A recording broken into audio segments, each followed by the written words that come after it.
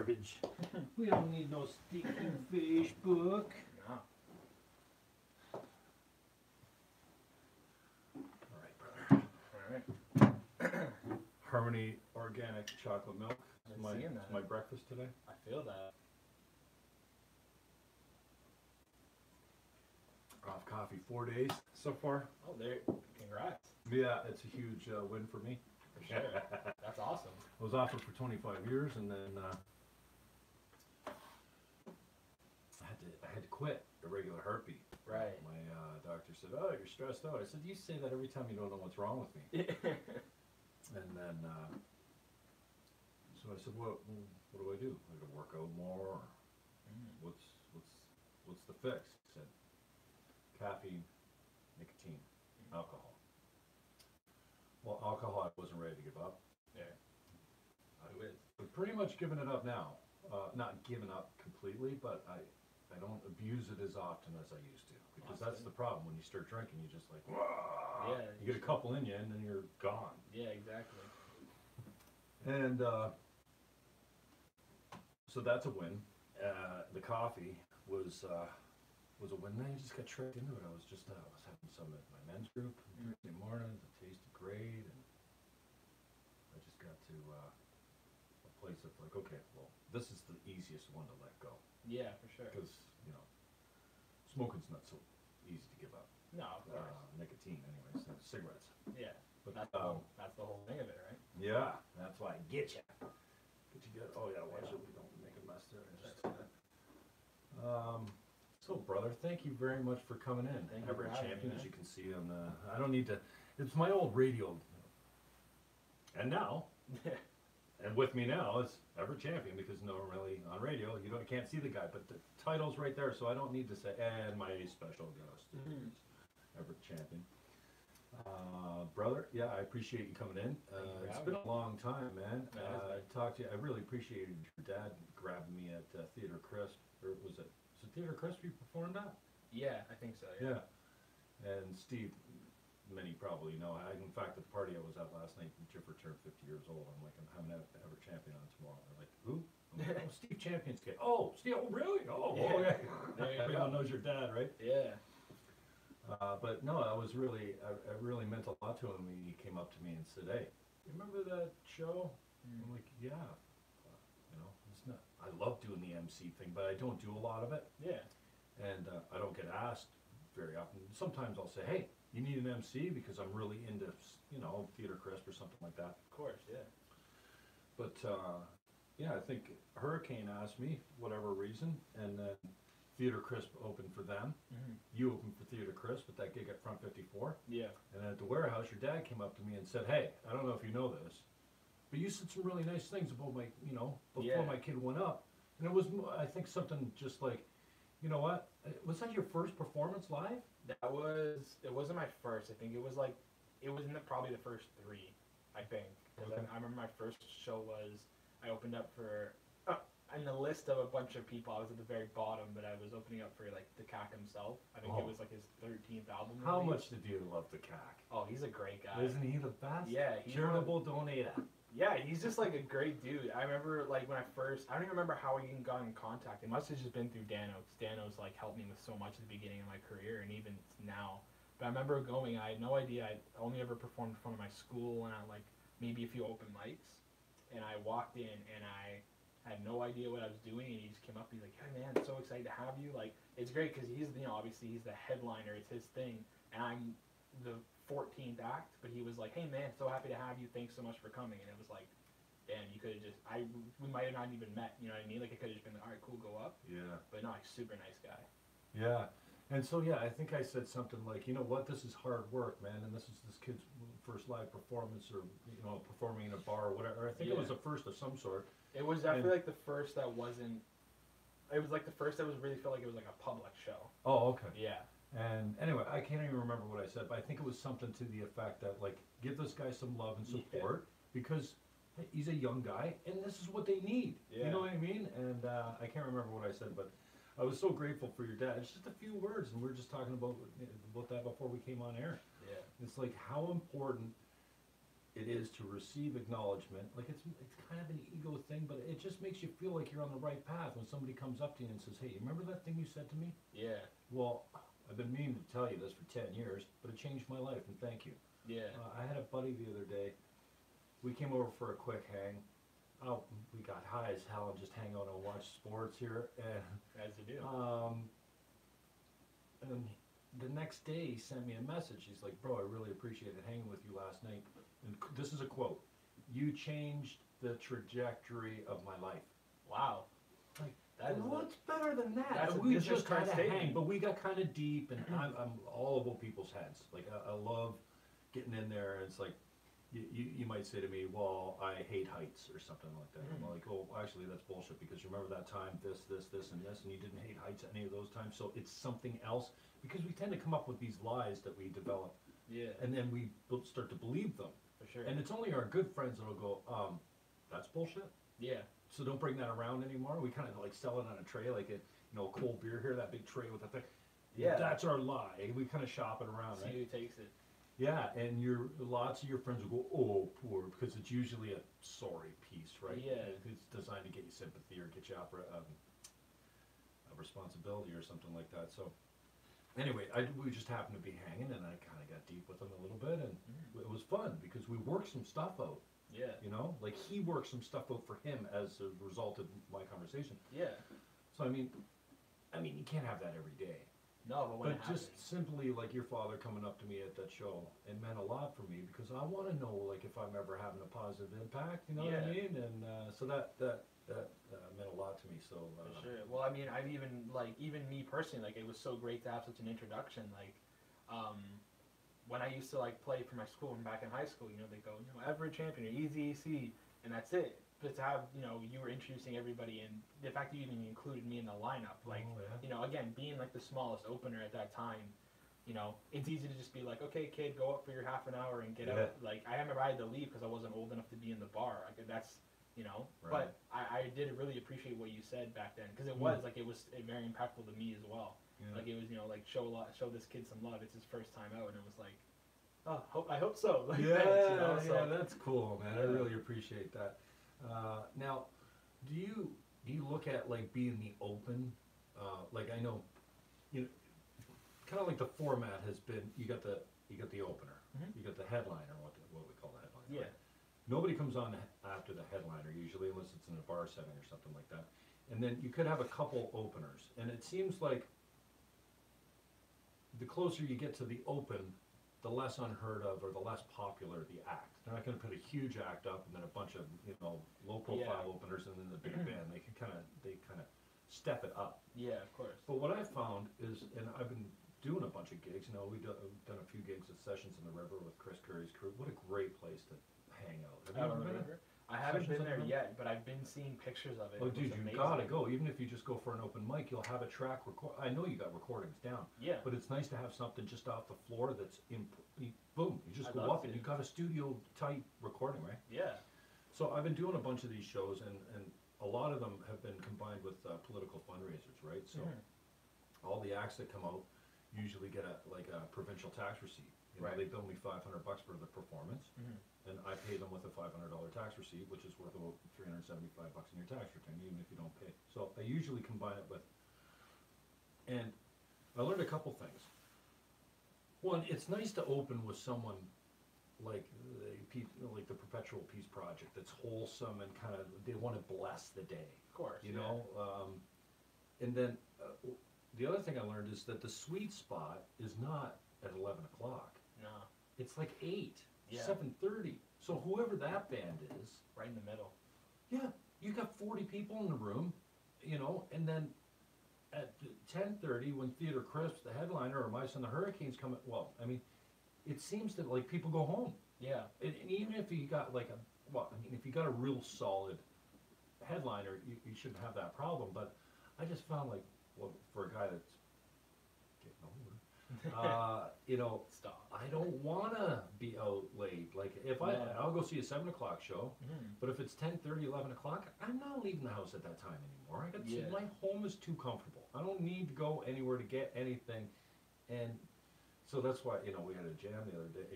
They started up this jam. It's like 9 to 11. I'm like, well, how about 7 to 10? Yeah. How about 7 to 11? How about noon to 3? What are we doing? Yeah. But, Yeah. no, I know what you mean. It's like. So do you find that, like, I encourage you to look at opening as you're the first experience of that show. Yeah. Not that you're just the least experienced or the cheapest actor, the most Yeah. blah, blah, blah. So I know you don't care so Yeah. much. You just want to be on the ticket, right? Yeah, I mean, I definitely, it's weird looking back at it now because I don't often kind of look back at the stuff that I've done, but it's funny though, it's funny just because like when I started, obviously I'm at the very beginning of the bill, nobody really knows who I am, excuse me, but People are sober. exactly, and I mean, with my music back then, it would kind of make sense because, it was, I would say the subject matter and everything, what I'm saying is still 100%, but I feel like the music I make now is a lot more energetic, so it's for the people that now that are, a few drinks in, they're looking for a good time, and if they were sober and they listen to it, they can get a message out of it, but if they're not listening to what I'm having to say, they can still dance, have fun. I just played at 12 Mile Lounge, like the old Pepper. We can't patronize that place. I hate to do this to you, but You don't like it? no, only because Phil got forced out by that guy, and it's just I can't support that place ever. No, not if it's under current ownership. Phil got a really bad deal in that place. Damn. Yeah, I didn't know about any of that. the whole family. Damn. They had a solid lease there. I don't pour cold water in your story, but No, somebody was it's here okay. the other day, and I kind of zipped it. Oh, I'm playing at what's it called? 12 Mile Lounge. Yeah, too bad. Well, at least they're doing live music. So what about that? Yeah. So I don't know. It's been great because it's now I'm of age to even get into these places, which was a problem for years. But now it's great because I can go in and people are a few drinks in, they're just looking for a good time. So the last time I played there, it was with a bunch of different people. So like Aero Styles, it was like Danny Alonso, D-Pax, Nick B, all those guys, and I was the last like the main openers, which is great because everybody had a chance to get a few drinks in, and it was that perfect sweet spot before there was like a co-headlining, and then there was the main headliner, which was I think Choom Gang, who I got to meet them. They're super nice guys as well. I guess they're from the area. But it was that sweet spot, and it was nice. And that's the thing. I'll kind of take whatever I can get, but that sweet spot is definitely where you want to be because, especially like stuff like bars and clubs can go really late, and audience do tend to leave if it's not like a huge act or anything. Right. But no, there's definitely the sweet spot, and I'm nice that I'm finally got to that area now where it's like I can now headline shows. Like I've been starting to headline shows, but I'm also can step back and take the opener spot and still hit that like target. Mm-hmm. So yeah, I mean, any spot's great. I'll play. I'd still, if anybody's like, yo, can you just take the bottom of the barrel? I'll take it because it's still a performance. Why not? But that sweet spot is definitely like the place you want to hit for. So you're not too proud. Doesn't matter where you line up. You just put me on the bill, man. Yeah, I mean, I want to be as high as possible, but just to get the name out there right now, I'll take anything and get. That's the thing. It's been great because I've been wanting to do as many venues as possible and as many shows as possible. And in the last, when I started out, I was getting maybe 2-3 shows a year because I'm waiting for My Son the Hurricane to come back in town and I could open for them. Because a lot of people don't want hip hop acts at their places. A lot of people, there's now like the venues like the Warehouse are fantastic because they're a new kind of breath of fresh air into the whole venue game, I would say. But now it's like I've had 5 shows in the last 2 months, and I've got 3 more lined up. Like things are finally starting to happen, and some of them are on the headliner, some of them on the bottom of the barrel. It doesn't really matter to me anymore, just because I'm just trying to get my name out there as much as possible in different cities. So anything where people would see me, one eye, like 2 eyes on me is 2 people seeing it, right? So I'm fine with anything. And what do you think's fresh about the Warehouse? Sorry, Warehouse. There's no the there. Yeah, it's a just very Warehouse strong concert point. hall. Yeah. I think it's fresh just because Eric, the owner, he's been in kind of the music game for a while, but I think he just kind of, I don't know, he has a way of just dealing with everything and letting people kind of do what they want to do. He's super open to everything. I remember when I had my first headliner show in December back there, and I was asking him, I'd never headlined a show, and I was asking him, yo, can we do like a video screen? Can we have this? And can we have an auto-tune mic? And he's like, yeah, do whatever, I played at venues that, some people are just like, hey kid, just go up and do what you gotta do, especially in Toronto. But here, it's like I don't know. It seems like he's part of like the new revolution of new artists. If he's not even an artist, but the venue's not an artist either. But it's kind of the new landscape of music I think that's coming up, and he's just like super open. It's also just a great venue. Like it's. Well, that's what I was gonna say. If you're talking about sound quality, It's they got fantastic. it nailed. Man. Yeah. And their guys running the board are talented. Amazing. As hell. Yeah. Man. And yeah, anytime I know somebody that's playing and they want to bring their own sound man in it, I'm like, dude, don't do it. Yeah.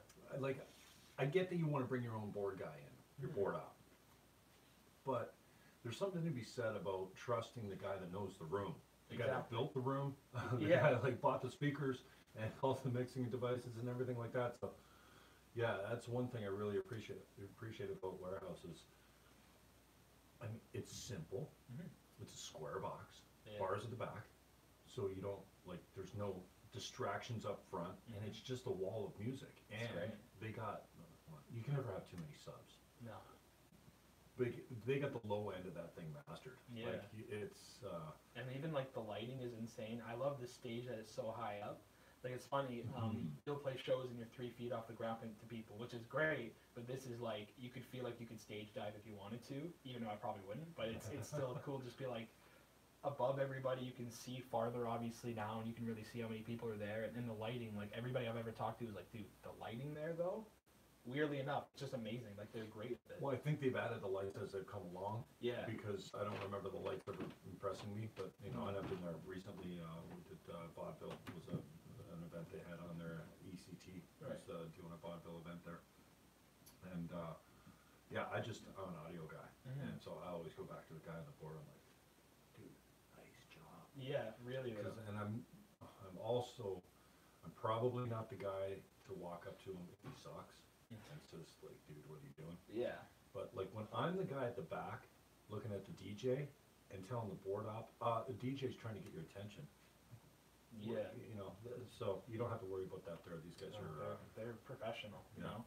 And I've only met the sound guys a few times when I've played there, but they all seem like relatively young guys. Like they love what they do. They're passionate about it and they're great at what they do. So it's always a pleasure. And then Eric, Eric's like a gem. He's just a great guy to work with, and I played there maybe 3 or 4 times now, and every time he's super open to, what do you want to do? How do you want to do it? He's just a great guy. I love the Warehouse, and that's the thing. I want to play there as much as possible. Like, I don't have anything in the works right now for a tour, but when I ever kind of decide to do one, that's where I want to start and end it. 2 shows, just one, and come back and play the Warehouse because I love it there. It's great. Cool. Yeah.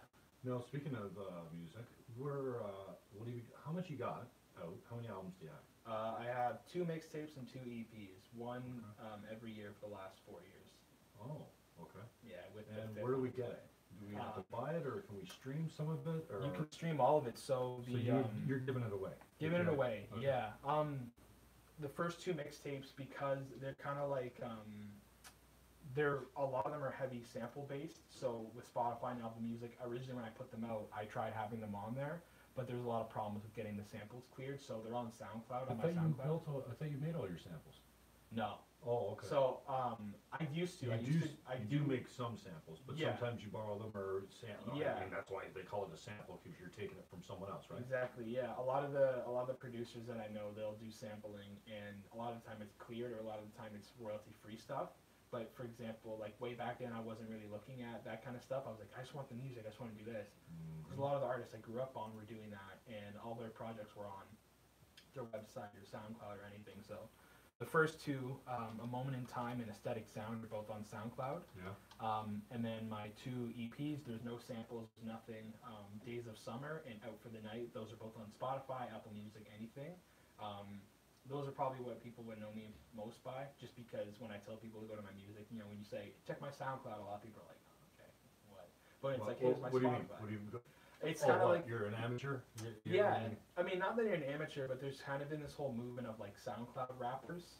Have you heard anything about that? No. So, like, it's interesting because a lot of the SoundCloud rappers, so, for example, like Lil Pump and Lil Peep and, like, Ski Mask, the Slump God, like, all these different artists all kind of came up from SoundCloud, and then they kind of hit it big because they got popular off that. But it's kind of like, and the great thing is they've all branched away from SoundCloud. They're kind of, obviously doing their own things. They're all huge artists now. But the thing is with it is like, they kind of get stereotyped as these SoundCloud rappers if they all have different colored dreads and they have these face tattoos and they're talking about all this trap and they're doing all this stuff, which I love. I love that kind of music, but I don't know. It's kind of become a thing now. If you're like, oh, I'm a SoundCloud rapper, it's kind of billed as a bad thing, which is weird because it shouldn't be, but it's just, I guess it really is. So when I tell people, the main thing I tell people is go onto my Spotify, go onto my Apple Music, because I would say that those two projects are my best work anyway.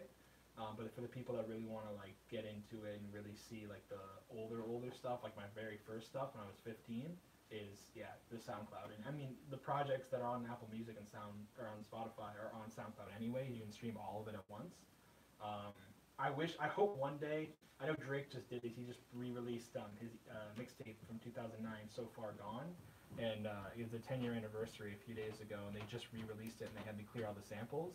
So I'd love like one day I can just like put those out online, right. And put them up, because like I think there's a lot of good songs on there. There's a lot of kind of like blueprints for what I'm doing now. It's funny when you listen back to some of my older songs, you're like, oh, I definitely see why you're doing what you're doing now because you tried it on this project. Or so there's a lot of like groundwork laid in those. Mm-hmm. So yeah, I mean, hey, check it out. If you want SoundCloud, Everett Champion, Spotify, Apple Music, everything. Try to get to as many people. Relentless pimp. Yeah. Self-pimping. So tell us about like how do you look at your music then? Like the maturation process from the early days. What was your music like? Yeah. What were you singing about? What were you weak on? What did you have to improve on? And what have you?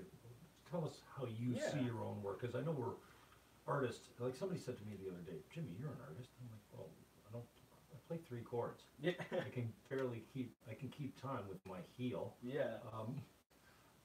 But if you look at it, this is an art form. Talking to people. Of course. It's hard. It's a hard thing to do. And I'm so freaking critical. It's like before we went on air. I'm like, all that 610 work I did. When you can't see my face, and I had a producer, and you had to hit the mark for the commercials, and you didn't have to do anything to just be an on-air host. And there's a different style to radio because of the time that you got to hit. There's a cadence, and there's a real proper cadence. So welcome back. This is Jim Fannon Show. I'm sitting with Everett Champion, and we're going to talk about this now. And on the way out, it's a different cadence. And I love that. Exactly. Because I'm a radio guy. I look at this stuff, and I'm like, I'm actually going to try and design the set to only focus on the guest. You'll hear my voice, but you won't be able to see me. I'm wondering if I'll like it more. And when I listen to it on the podcast, I like it a lot more. I don't have a negative body image. I can look at myself. Yeah.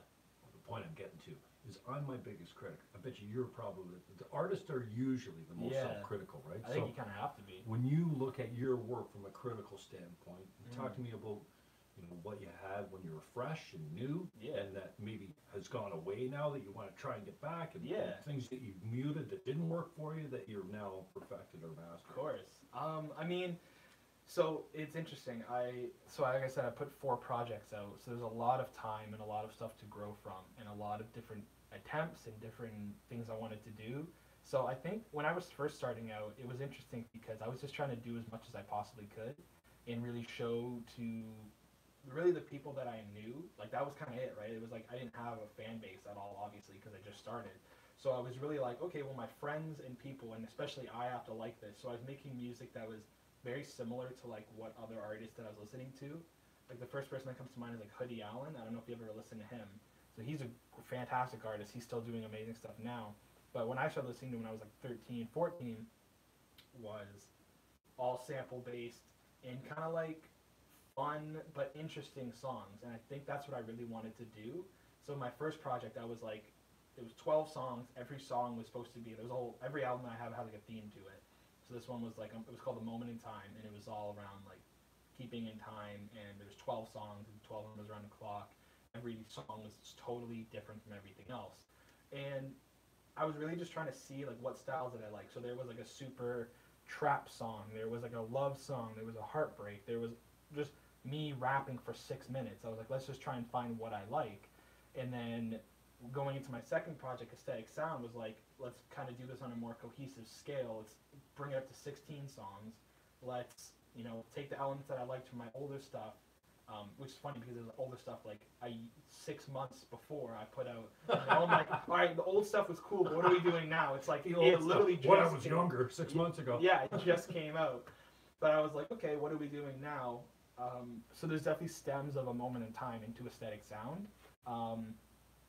And then every project just kind of been like taking what I know and improving on it and kind of getting rid of the stuff that I know I'm not good at. Or the stuff that I wouldn't say I'm not good at, but the stuff that I need work on, improving that work. So going to aesthetic sound, I was like, you know, I'd love to do a little bit more singing. I'd like to do a lot more energetic samples. I'd like to like bring this up to a new level. Like a moment in time was like the blueprint. This is like building the house.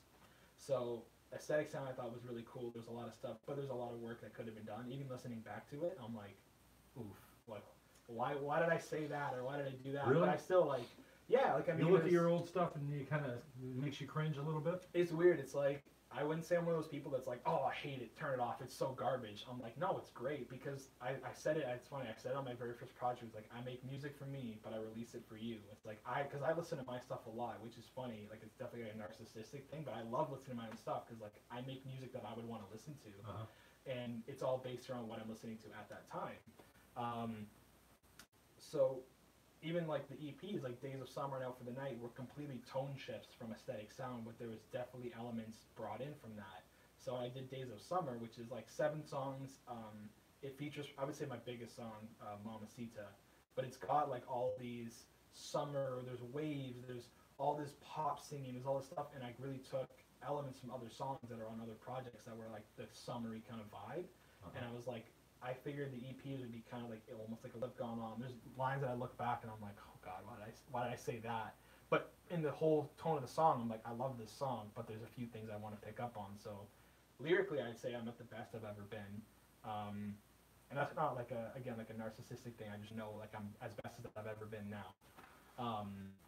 Making songs, I think there's definitely a huge improvement. I would say like the new stuff that I'm doing now that's not really out yet is like there's stems of the old stuff in it. There always will be. Like I'm never gonna be, yo, I'm gonna get tattoos. Like I love to get tattoos, but I'm not gonna get face tats, and I'm not gonna be rapping about I got the bag, I got this, because I don't. Like I'm 19, I don't have money yet. Like I'm not. So there's always gonna be like the most brutally honest stuff, and I think that's another thing that actually I think is in the most honest way in the music now is like the first stuff I was doing. Everything I've ever said on a song has been honest. Like I'm never like, I got the money, like maybe at that time I just got paid, so like I got money right now, but like there's my always, wallet's full. My wallet's full of tens right now, but singles. Yeah, I just got some toonies lined up, but no, I think it's like there's definitely, I don't know, there's definitely a lot of stuff that's staying with me, especially the honesty. Like this new music, so I'm working on my 5th project right now. It's gonna be the debut album. I haven't really given a lot of details about it, but I've been teasing on social media a lot. But what I tried to do was like, let's be as brutally honest with people as possible. Because if I'm going to put something out that people are finally going to pay for and it's going to be like a real project, I want to give people like something to listen to. Like I don't want to just be something you can get from anybody else. So every single song, I remember I sat down in my dorm in Toronto, because I'm going to school in Toronto, and would just be like, okay, here's a situation that happened to me, and I made every single song about a girl, a different girl that I met, and there's not one song on the project that's about the same girl. Is this how you're trying to attract women? Or when it you're works. done with No, them, I'm kidding, you're right about I'm kidding, it doesn't. But what okay, I was you're like, done, I'll write a song about you.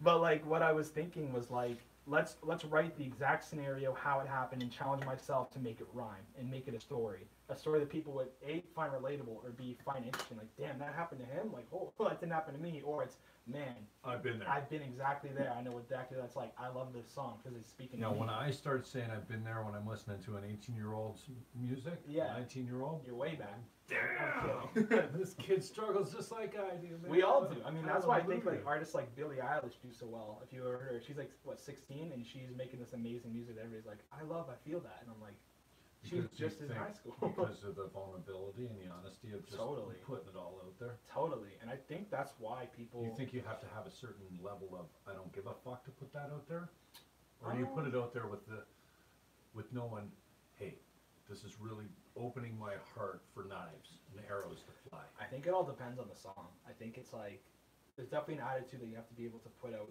your like brutally honest truth. Like there has to be some sort of I don't give a fuck to it, right? Like, but I think if you kind of get to the scale where you're like, you know what, I don't really care anymore, but at the same time, like I want people to know what's up and not just be like, here's my story, you better listen to it. It's kind of like, hey, here's my story, but like take a second and does it mean anything to you? And that's mainly what I've been trying to do, and it links back to what I'm doing. Like I was always honest on every project I've ever been on, but this one's like straight just honesty. And it's funny because I think that's where the best stuff comes out of. Like there's people that are going to listen to it and be like, I'm telling a story the moment it happened to the moment it ended, and nothing is wrong, nothing is fake, and people are going to be like, damn, that happened to me. And it's weird because it's so real. I'm not tailoring it to anybody, but it's such a personal thing that people listen to it and they feel, man, that happened to me. It's like, what are the odds that this thing is going to happen to you? And that's what's so great about music is like you don't really know it's a story that other people could get until they tell you they've got that story, you know? So. Wow, that's fascinating. So what are you hardest on yourself about? The hardest thing, like most critical and probably unnecessarily too, right? Yeah, a little bit. I mean, my main thing is that I want people to remember me as one of the hardest working artists, and not just like I want to be a great rapper, because I don't want to be the next Drake, I don't want to be the next Jay-Z, I want to be the first Everett Champion. Like I want people to look back and be like, man, you know what?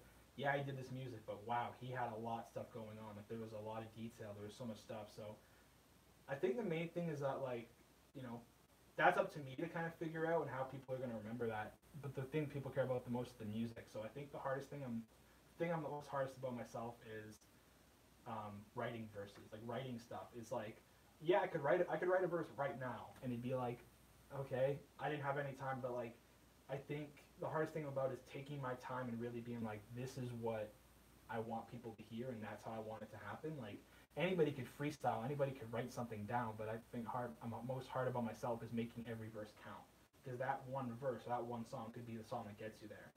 Like, I forget who told me it. It might have been Dano years ago, but I think someone told me it was like, act like every single song is the one that's going to make it, because, you know, it could be. You never know. I could blow up off a song that I put out when I was 15. Someone could discover it, and that's it. So I think I'm most hard about myself is putting in that effort and doing it. Because, like, some songs you go back and you're like, what was I thinking? Like, what? You know what I mean? So with making this album, my main thing was, like, I'd write a song at night. Like, I only wrote songs at night for some reasons because I like doing that. And in the morning, I'd go back, and if I was like, this is still a good song, we're keeping it. If it's not, it's like tear it apart, because I don't want people to see it if it's not the best thing I've ever done. You know what I mean? And that's maybe that's a narcissistic thing, but... Okay, I'm going to stop you with the narcissistic thing. I want to reset you, because I think when we talked about self-created lies earlier before we started the tape rolling, right? The tape rolling, our recording devices. We don't have a VCR, we're not rolling tape. I wish, that'd be kind of cool. Okay. I don't believe it's narcissistic to listen to your own product. You have to listen to your own product, especially if you enjoy it. Yeah. You listen to it because you're like, oh, shit, I didn't hear that drop. Yeah. That's a mistake. I won't do that next time. Exactly. Or, hey, I've listened to this 50 times, and for the first time, I'm hearing that pause and how really that set up the next verse. Yeah. Okay, so I don't believe, and I think we all have narcissistic tendencies, and I don't know, I'm sure you're not referring to yourself as narcissistic, but it's strange how when you get a track in your mind and you start saying, that's the third time you've said it now, so it's like, written, this is why I love people. Of course. You know what I mean? Yeah. Because I think I can help sometimes, because it's like, bing! The first time I heard it, second time, okay, 3 times now, that's too much. Yeah. I listen to, like, I have everything every call that I've done to a radio station is recorded somewhere. It's not out there for other people to listen to. It's me. Yeah. Because as soon as I get off the air, I want to listen to it to hear what I could do better, or where I screwed up, or if I was funny, and it's not part of entertainment, because I don't entertain myself very often. Sometimes I'm like, whoa, you know, like, you know, you look at somebody, you go, that's hilarious. Sometimes you hit it, and you go, wow, that's, you know, if I could do that every time. Yeah. So I don't think it's narcissistic to listen to your own stuff, because you have to be a critic. Yeah. That's true. What's the second point you said something about narcissism? It flew out of my mind now. I'm not sure. That's the third time. But yeah, I think that we're all kind of on the spectrum somewhere. Of course. Right? And now with Trump in office, we know what narcissism is all about. Even though, like, I mean, Trump is, if nothing else, he's fresh, because we've never had a politician that like this guy. Like you know, for sure. I mean, so if nothing else, I I never paid attention to American politics until Trump. Now I can't look away. Yeah. Now I'm really educated on Nancy Pelosi and OAC or AOC or whatever they are, and now I'm really looking at it. And I wouldn't have voted for Trump. I'm not a Trump fan. Yeah. But I wouldn't have voted for Hillary either. But so I think it's interesting those tracks. Yeah, of course. It'll come back to me the other instance that you it made in reference to narcissistic, because I think we're all on the spectrum somewhere, and we really know what it looks like now. But narcissists don't care about anybody but themselves. That's true. You know what I mean? Yeah. So I just don't want you to get in the habit of putting yourself in that camp. Oh, I appreciate that though. Yeah. Maybe that's what the one thing that I'm too hard on myself on is that I know right now that I'm the best rapper alive because I have to know that. Like I'm not saying that I'm like, yo, I'm better than everybody else, but to go up on stage and to do what I do, I need to believe that I'm the best it's ever been. Interesting. You know, so that's when maybe it comes in where I'm like, oh, but that I is a shouldn't think narcissistic mentality. Exactly. But you kind of have to. You gotta have You that. know, when I work on a song and I'm like, this is the best song ever made, I kind of have to think that. Like, obviously, I'm like, oh well, there's songs that I wish I would have wrote. But if you go in like, this was okay, then what are you doing? Like, you need to believe that everything you do is the best you've ever done, because then you're gonna keep making the best things you've ever done. Yeah. You know what I mean? That's interesting. Yeah. All right, so we've really gone on a deep dive, and I want to get into Dano and what his mentoring is meant to you. Yeah, of course. Whether he knows it or not, he's kind of mentored me. Yeah. Too.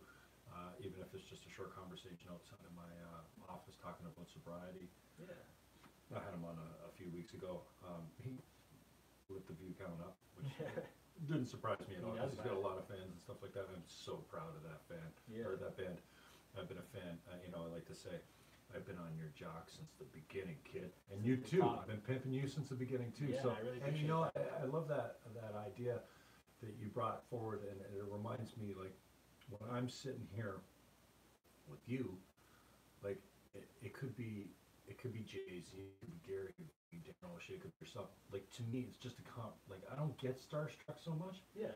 But it's almost like I've got you here because I believe that you are that star now. Yeah. And also, even though we're all on the journey, you know what I mean? Yeah. Like, hurricanes blown up in the last 5 years.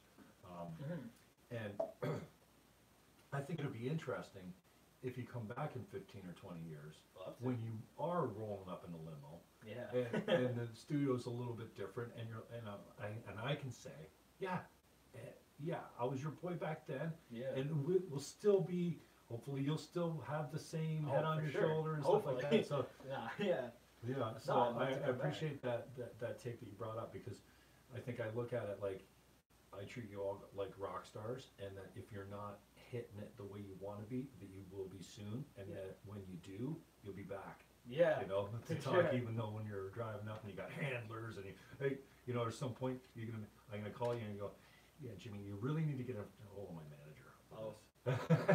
Yeah. Well, one day I get a manager. One day. But no, I'm just kidding with you. So now that we talked about and we'll get back to Dan in a little bit, but I want to do kind of a deep dive, because I don't really know you outside of meeting you a couple times. I know your dad, but and I don't know how long you can freestyle on who you are, but like I come up with questions like, I want to know, do you drink? Do you party? Do you puff? Do you have a girlfriend? Do you have faith? You know, like who's Everett Champion? Fire away. You asked me a question. No, you hit it. Like, just start from wherever you want and tell me, you know, using those kind of as a starting point of what you're up to. Because I know this whole thing, you're not supposed to say you got a girlfriend if you're an artist, because then you'll never find one. Yeah. Every girl wants to know you're single, or they want to buy your record. Man, no, I'm lucky enough to have a great girlfriend right now, which is great. It's funny because we were talking about it recently, where it's like, it was years of like the lonely writer writing songs about, man, I wish I had this girl broke my heart, and then it's finally like, I got a good girl, and it's like, I can write some love songs now. Like, it's great. So I am happily in a relationship right now. So sorry, ladies. There's no ladies that are interested in me, but the one that matters is all that matters to me. So, well, so for anybody that doesn't really know, then I guess, so my name's Everett Champion. I'm right from St. Catharines. I was born in Hamilton and then came right here. But I've been making music since I was 13. Again, the reason I started making music is because I had a girlfriend when I was like grade 7 or something, so not really a girlfriend. But I was like, oh, I want to express my love for you. How am I going to do this? So I remember I started writing poems. And I was like, well, this is kind of cool. And my friends were one day were like, yo, let's freestyle. Let's put on some Mac Miller, RIP, Mac Miller beats. And I was like, cool, let's do that. And they were like, yo, what we're going to do is like, everybody take 15 minutes. We're going to play a beat and then come back and just write like a verse and come back and we'll record it. And I was like, cool. So I was like, well, I wrote poems. I was like, I guess I can do this. And it's like the most awful verse I've ever written, but it was like what I started doing. And we came back in and we just put the beat on, had somebody recording on their phone. This was like, 2012, 2013. And everybody rapped the verse, and then I went and I rapped mine, and they were like, did you write that? And I was like, yeah, no, didn't you guys write yours? And they're like, oh, no, we all copied ours from like Wiz Khalifa songs. Like, but you wrote yours. And I'm like, yeah, that's what we were doing. And they're like, no, but like, that's good. Like, you should keep doing that. So I'm like, okay. So I started writing. So right off the bat, you had positive reinforcement. Which is amazing, yeah. But I guess to get away from the music for a sec, yeah, so I'm 19, birthday was in December.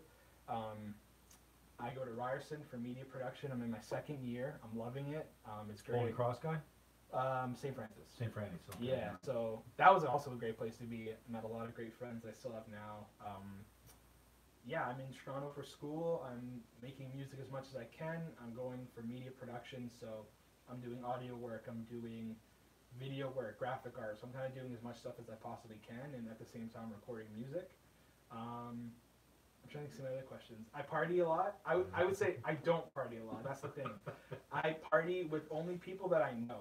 Like I remember in high school even they'd be like, yo, we're going to this party and it's like this guy, like we're going, and I'd be like, I don't know. Like I kind of like partying. I only really party with people that I'm like super cool with and like hanging out.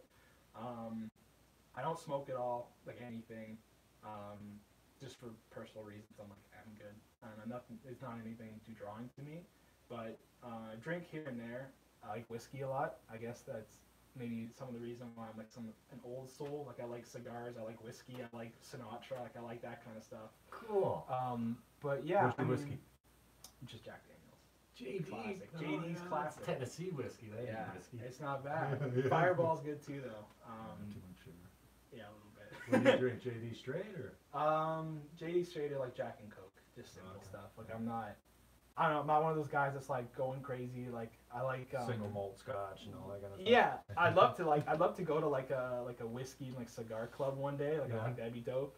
But I don't know. I kind of keep everything pretty simple. Like I only drink like Coronas and Kronenberg like 1664. Light beers. Yeah. I don't know.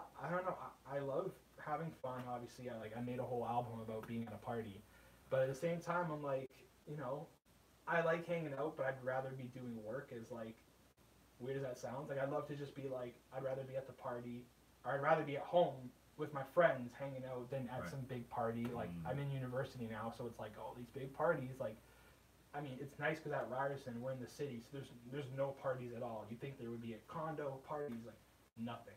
And maybe it's because I don't involve myself with that scene. But I mean, even last year, me and my friends, we'd go like a few of the UFT frats, and I'd walk in and I'd be like, this is great, this is cool, but like, I can only be here for an hour. Like, I'm not going to stay here. I'm not going to pass out here and wake up tomorrow morning. I got stuff to do in the morning. Like, I got a life to live, But it's not knocking anybody that likes to party. All my friends, like, we love having a good time. But I don't know. I turned 19 in December and haven't been to a bar yet. I just bought beer for the first time like 2 weeks ago because we're having like a potluck at my house. Like, I don't know, I'm not like a crazy party guy, which is funny because I'm sure people that are listening to this may have heard my last project, Out for the Night, which is all takes place at a house party, and I'm like, I'm drinking this, I'm doing this, which to an extent is true when I'm at a comfortable setting. But yeah, I mean, I don't know, right now I'm the happiest I've ever been, which is weird. I'm only 19, so there's not a lot to build on from that, but no, I'm happy. I'm making the best music I've ever made. I have great friends. I don't live too far from home where I'm homesick all the time. I can come home on the weekends, no problem. Got a great girlfriend. My family's doing well. So yeah, everything's great right now, and it's just trying to, make the name more public, get the brand out there more, and then, when I start releasing the singles for the album, and I want people to be ready for them. So yeah, that's me. Cool. So what do you do for money? I work. So I work at the Outlet Mall. I work at Saks Off Fifth. So I've worked there since I was 16. I also worked for Bell. Like I worked for 105.7. I worked for Easy Rock. I worked for Hits FM during the summer as like a I forget the exact name was, but I go Runner or promotion guy. exactly. So I'd go to events. We'd set up the tent, and I'd be there for 6 hours, handing out stuff, talking to people, trying to get the brand known. Great job for Which a was guy like you. yeah, it was great. It was good money. It was great hours. It was it was nice because I got to go to all these festivals and all these events where I was like, oh, next year I want to play here. Write it down. Great. Now I know where I want to. Now I know these festivals that I probably didn't know of before.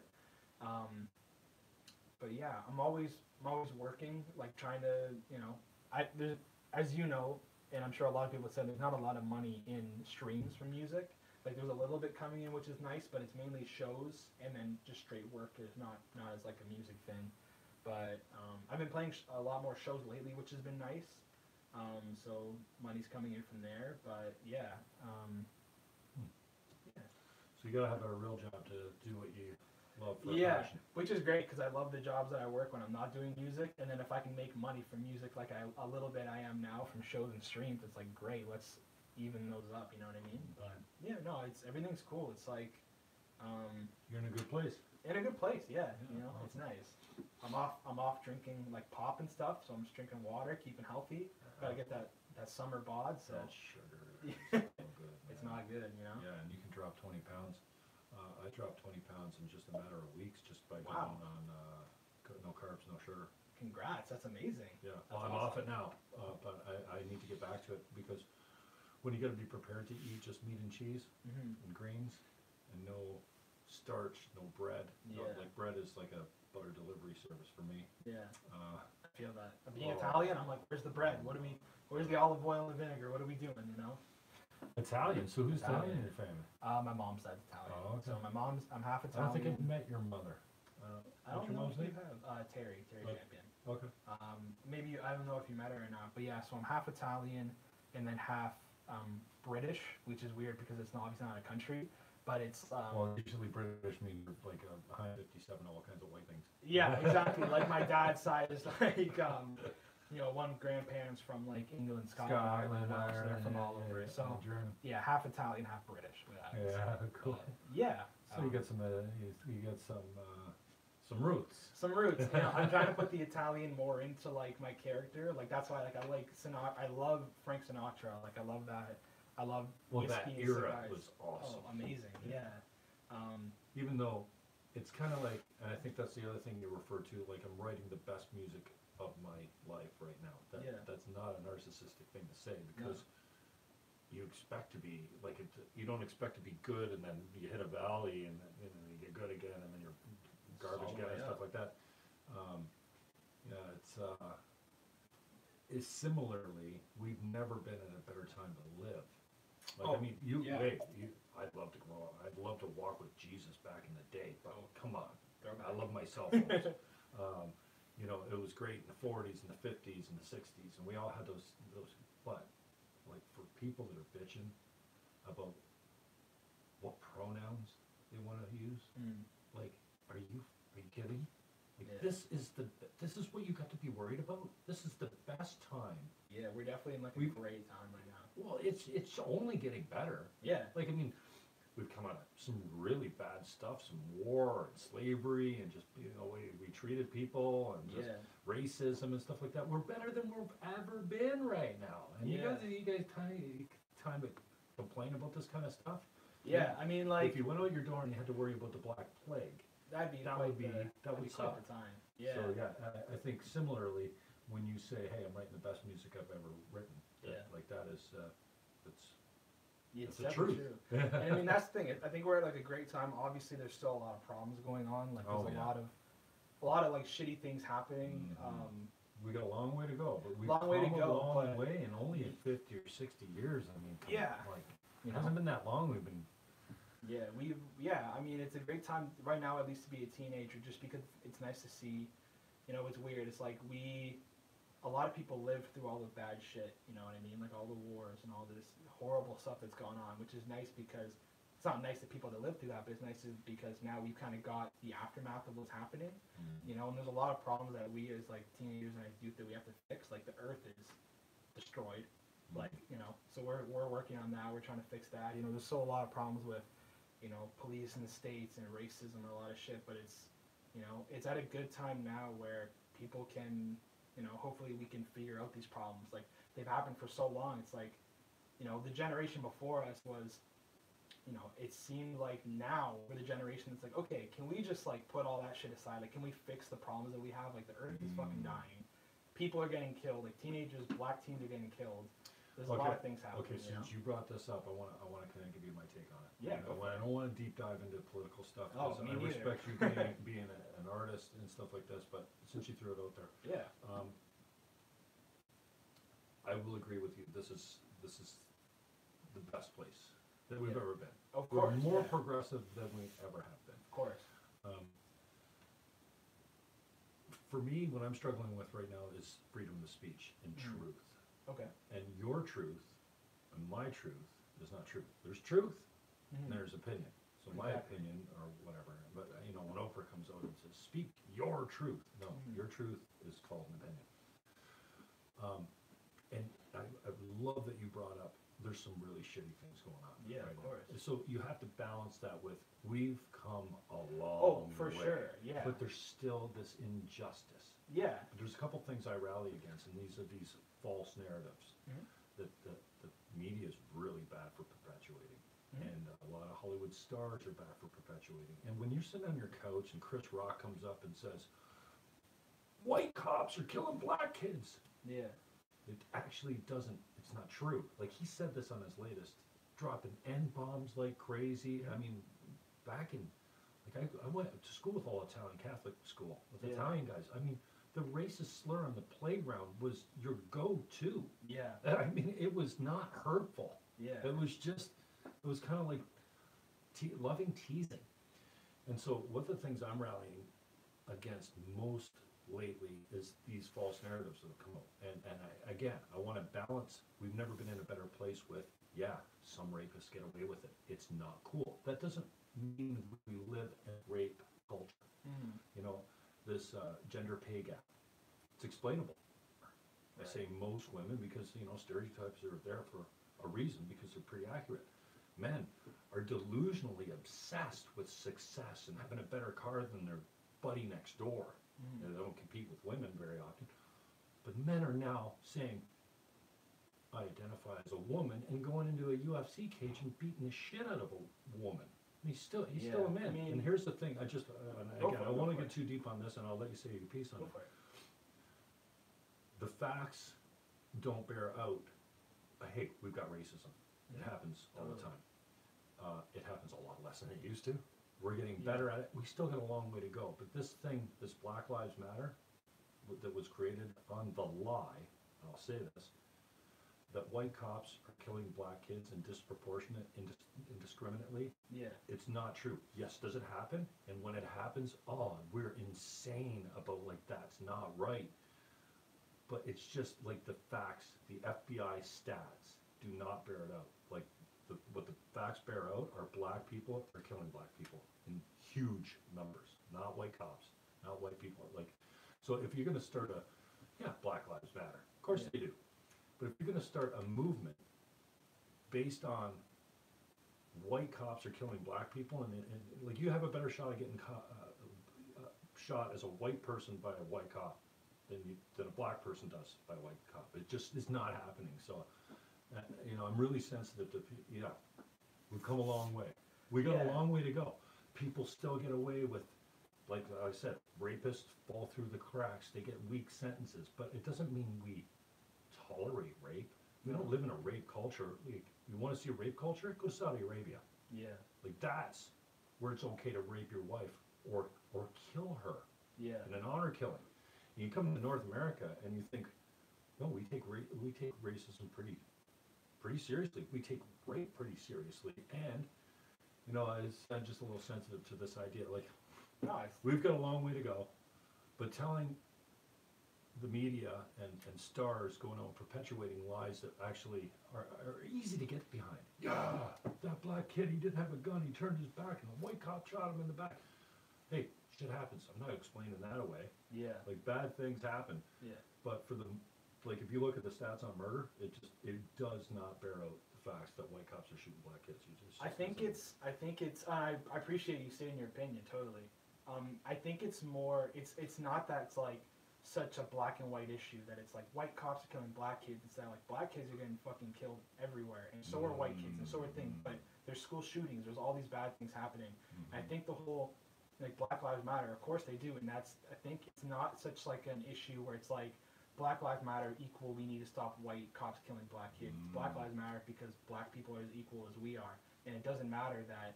You know, it's a white cop killing a black kid. It could be a black cop killing a black kid. It doesn't matter. It's the fact that, like, you know, too many people are getting killed. Too many people are getting killed, especially in the States. Yeah, that's the thing in the States, but it also happens here. But it's not as like a big issue here. It's still a huge issue. It's just the occurrences aren't as big here. You know. Well, there's not as many of them, despite the fact that we have so many guns in Canada. Yeah, we do. But at the same time, you can go to like a liquor store in the States and get a gun. Like that's the crazy thing about it, right? Like, and you open a bank account, they give you a shotgun as a like that's what I mean. It's like we're at a great time now because I think we've come a long way from where we are, definitely. But we're at a great time now because we've realized what the hell has been happening. Like the generations before us, and I don't mean to isolate you and your generation, but it's like don't ever say that again. Yeah, I'm your generation. My generation. But it's like you know what I mean. Like years before us. Like fucked up the world, and it's like great, thanks guys, like putting it in our lap, and it's like yeah, there's huge problems, and it's like I don't know. For me, I'm one of those people that obviously I'm some white Italian kid in a black culture of hip hop. Like that's people may look at me being like, what are you talking about politics and we talking about this stuff? But it's like, you know, black people are getting killed, and that needs to stop. The earth needs to be saved, you know. And at the same time, like just give me my opinion about it. Like I'm totally with. Do whatever you want to do. Believe if you want to identify as whatever, like do it. Like I think there's so much criticism on people that you have to be this way, you have to think this way, and you have to do this. And it's like at the end of the day, it's like who cares? It's like you know what I mean? Cares what yourself, you know, but yeah, it's like at some point, truth has to enter into the equation. I mean, if you say okay, I'm gonna what do they call it? I'm gonna be a female from now on. Transition. Yeah, transition, that's what I'm looking for.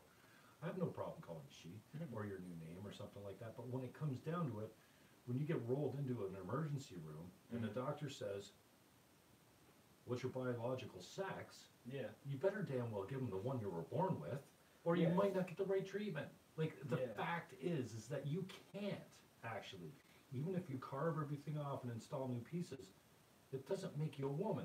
And this is like, what's her name? Megan Murphy. She says, well, this is a man. Just because she's transitioned to a woman and gone through all the therapy and stuff, like he's still a guy. Like every cell in his body. Now, I can't imagine what gender dysmorphia must be. To like 99.7% of the people look down at their junk and say, yeah, I'm good with that, whether they're gay or straight. Yeah. There's very, very small number of people that don't. Now, I can't ever get with how that must be mentally. Yeah, of course. And I would never say to somebody, oh no, you can't express yourself that way. Yeah. But again, if we're having a factual conversation, or you're getting rolled into an emergency room, and your life is on the line, they got to know. And when you die, your bones will tell you what sex you were. You know what I mean? So I find it an interesting conversation, but I find that as a broadcaster, as a guy that talks to politicians and artists, that if I don't speak truth, and that might only be what I think is truth, there must be some opinion in there. Like, I'm a man, that's true. Like, I mean, that's exactly what you believe. Yeah, of course. Exactly, but just if I believed that I was a woman wouldn't make the fact that I was a man. Yeah. False, I think so that's the thing. It's like a sensitive subject, be balanced right? With facts, you know. I mean, that's the thing. I don't really have a statement on that, just because, like, I don't. Obviously, I'm cool with what I am. I'm happy. I know what I am. But for people that don't, like, it's definitely like a hard thing to go through. Can't imagine. And that's the thing. It's like I don't know. I feel like I don't have a place to say on it, just because it's like I have no idea what that kind of stuff is like. You can't speak to being raped if you've never been raped. You can't speak about being pregnant if you've never been pregnant. Yeah. So you know, it's hard to kind of get into that. But at the same time, I get you know, people believe what they want to believe, and it's like, I don't know. I feel like we live in a world where people are just too opinionated about some things. I'm not saying you are at all. Don't get that the wrong Well, I way. am by a long stretch. I am, and I think this is. Hey, it's interesting that you talk about the, you know, the Earth melting and that we're Yeah. destroying the Earth. I think there is some truth there. Hey, I ran 10 elections as a Green Party candidate. I know, yeah. You know, like I come from a long line. Like 1993 was my first election. I was 24 Wow. years old, and I fell in line with the left. The left's, you know, so a little bit of socialism, public power, women's right to choose, and I just fell in line with that because I was doing a job. Yeah. You know, and I wanted to do that. I wanted to represent the party fairly, and I think I had pretty good success for that. Like, even while in the, you know, and the Green Party's in a much better place, not just because of me, but I did my part. I was Yeah. one of the 50 candidates that kept the party alive in 1993, because if we didn't run 50 candidates, the party would have been dissolved. Right. And I agree with you on yeah, we need to do something, but now, like, I mean, 2 minutes ago, there was 5 billion people on this planet. Yeah. Now there's almost 8. Yeah. And we said we couldn't do more than 6. Yeah. and tomorrow there'll be 9. Yeah. And we're going, and we're still here. What do you know? The polar caps are melting. You know, Al Gore told us years ago that by 2020, Florida would be underwater. Yeah. Now, Al Gore's not a scientist, but this is the scare tactics that they've all kind of led us to believe. And so I came out very socialist. Not very socialist, but kind of left-leaning tendencies. Medicare, power, police. There's certain things you need to keep in house that the government needs to run. You know, and now that I'm getting older, they say when you're younger, you vote left because you vote with your heart, and you want everything in the world to be a better place. As you get older and you mature, you become more conservative and right-wing because you vote with your head. It's like, well, you're young and stupid, you vote this way, Yeah. and when you're old and wise, you vote this way. Yeah. And I so- mean, I think it's like, I don't know. It's just like, because it's hard because, you know, I get it. It's like, oh, you young people, you want to do this. And it's like, yeah, of course we do. Because at the same time, it's like, great. Like the older generation, it's like, oh, you kids, you'll get it. But it's like, yeah, but when 20 years, when, not all of you, but I'm saying like an older generation, like in 20 years when you guys are in like a nursing home, we're the ones picking up trash still. You know what I mean? It's Yeah. hard. It's like, So you really feel like we did it to you guys, like you're not that you did it to us. I'm not, You're, again, not well, you. you are cleaning up our mess for a certain extent. Yeah. And prior generations all the way down. Like I'm cleaning somebody else's mess up too. Oh, probably. of course. Like everybody's continually cleaning up. That's just what I want. Like people are like, oh, just, you know, but it's fact is this. It's like okay, but you fucked it up for us. So let us fix it first, and then Yeah. we'll talk about where we're going from there. So, and that's with a lot of things. You know, it's you know, the young people we're the ones dealing with all this shit, and I get, you know, we don't know. We're just kids, but at the same time, like, yeah, we're kids. We're the next generation that's going to be here. Your So. future. So let's fix the things now while we are empowered to do it, because when we're 60 going, oh, it's the kid's problem. We don't want to be that generation, because we've seen what happens after generations of people, you know, people going, I'll litter, I don't care, I'll let the kids deal with it. Hey, we're the kids now, let's fix it. You know? If I didn't litter, those guys wouldn't have jobs picking that stuff up. That's the worst. It's a Hearing stupid- my cigarette butt goes. It's a stupid "Ah." cycle that I think us as teens and young people and as a generation, like a lot of things, we're just like, we're sick of it. Who cares? Let's just fix it and let's go. But it's a lot Hard of things. segue. It's all good though. Who do you listen to for inspiration? Who do you pick on? Who am I listening to right now for inspiration? Like, do you listen to the daily vlogs or whatever of any, like, I used to, Tony Robbins was a guy, you know, I've got a few religious men that I listen to once in a while, because this new way of selling religion is such a soft sell. It's like Tony Robbins on stage, and then they bring it back to a scripture really gently. It's not like, God, God, God, Yeah. God. And then lately, I'm so fucking cranked on Gary Vee. He's a cool guy. He's a nice Oh, guy. and he is nice and the most generous. Like lately, this is my thing, and I'll just say what my thing is before you roll. I'm watching his 4-hour vlog of the Super Bowl. Oh, that's dope. Like he's just walking through Radio Row, Media Row, whatever they call it, and everyone, DDP comes up to him, Diamond Dallas Page. I don't know if you know, he's an old wrestler. Yeah. He got Jake the Snake clean. at his house. A great movie. Yeah. Resurrection of Jake the Snake. If you've never seen it, check it out. I'll check it out. There's just DDP coming up to him, and everyone, hey Gary, hey, how are you? So nice to meet you. And he's like, what's your name? He was getting everyone's name, and of course everyone wants a selfie. And I watched this for about, it's a 4-hour vlog. I watched it for about an hour and a half, and I couldn't put it down. It's like 3 in the morning. I gotta go. You know, I'm doing video directing at church. I gotta be up in 4 hours. I cannot put it down, and then when I shut it off, I can't get to sleep. It's interesting, right? Like he's so generous. It's like, hey Gary, can I get a selfie? Absolutely. Yeah. 100%. What's your name? Click. See, and he's multitasking. I just think he is such a sweet guy. You know, a Jew from Bosnia. Yeah, I think so. No. It's Russia. What's the name of the town he comes from in Russia?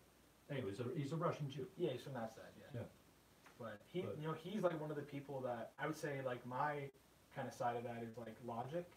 You know, Logic is an artist from Maryland. He's a huge rapper nowadays. But he's one of the people that I've taken a lot of inspiration from him for a lot of things. Like I wear these glasses because he had similar kind of glasses. I also need glasses, but you know, one of the things he does having to do with Gary Vee is they've done a few videos together, but they've done stuff where Logic, the main thing that I love about him is that he goes up to somebody and they go, yo, I love you, and this thing. Shakes their hand, not just, yo, bro, thanks, peace. It's, what's your name? Thank you so much. Thanks for coming. Like shakes their hand. Thank you. He asks them. Eye contact. Do you want a picture? Instead of, hey man, can I get a picture? He asks them. Would you want a picture? Would you want this? Which is, you know, for someone that's just starting out in music. Someone to look up to.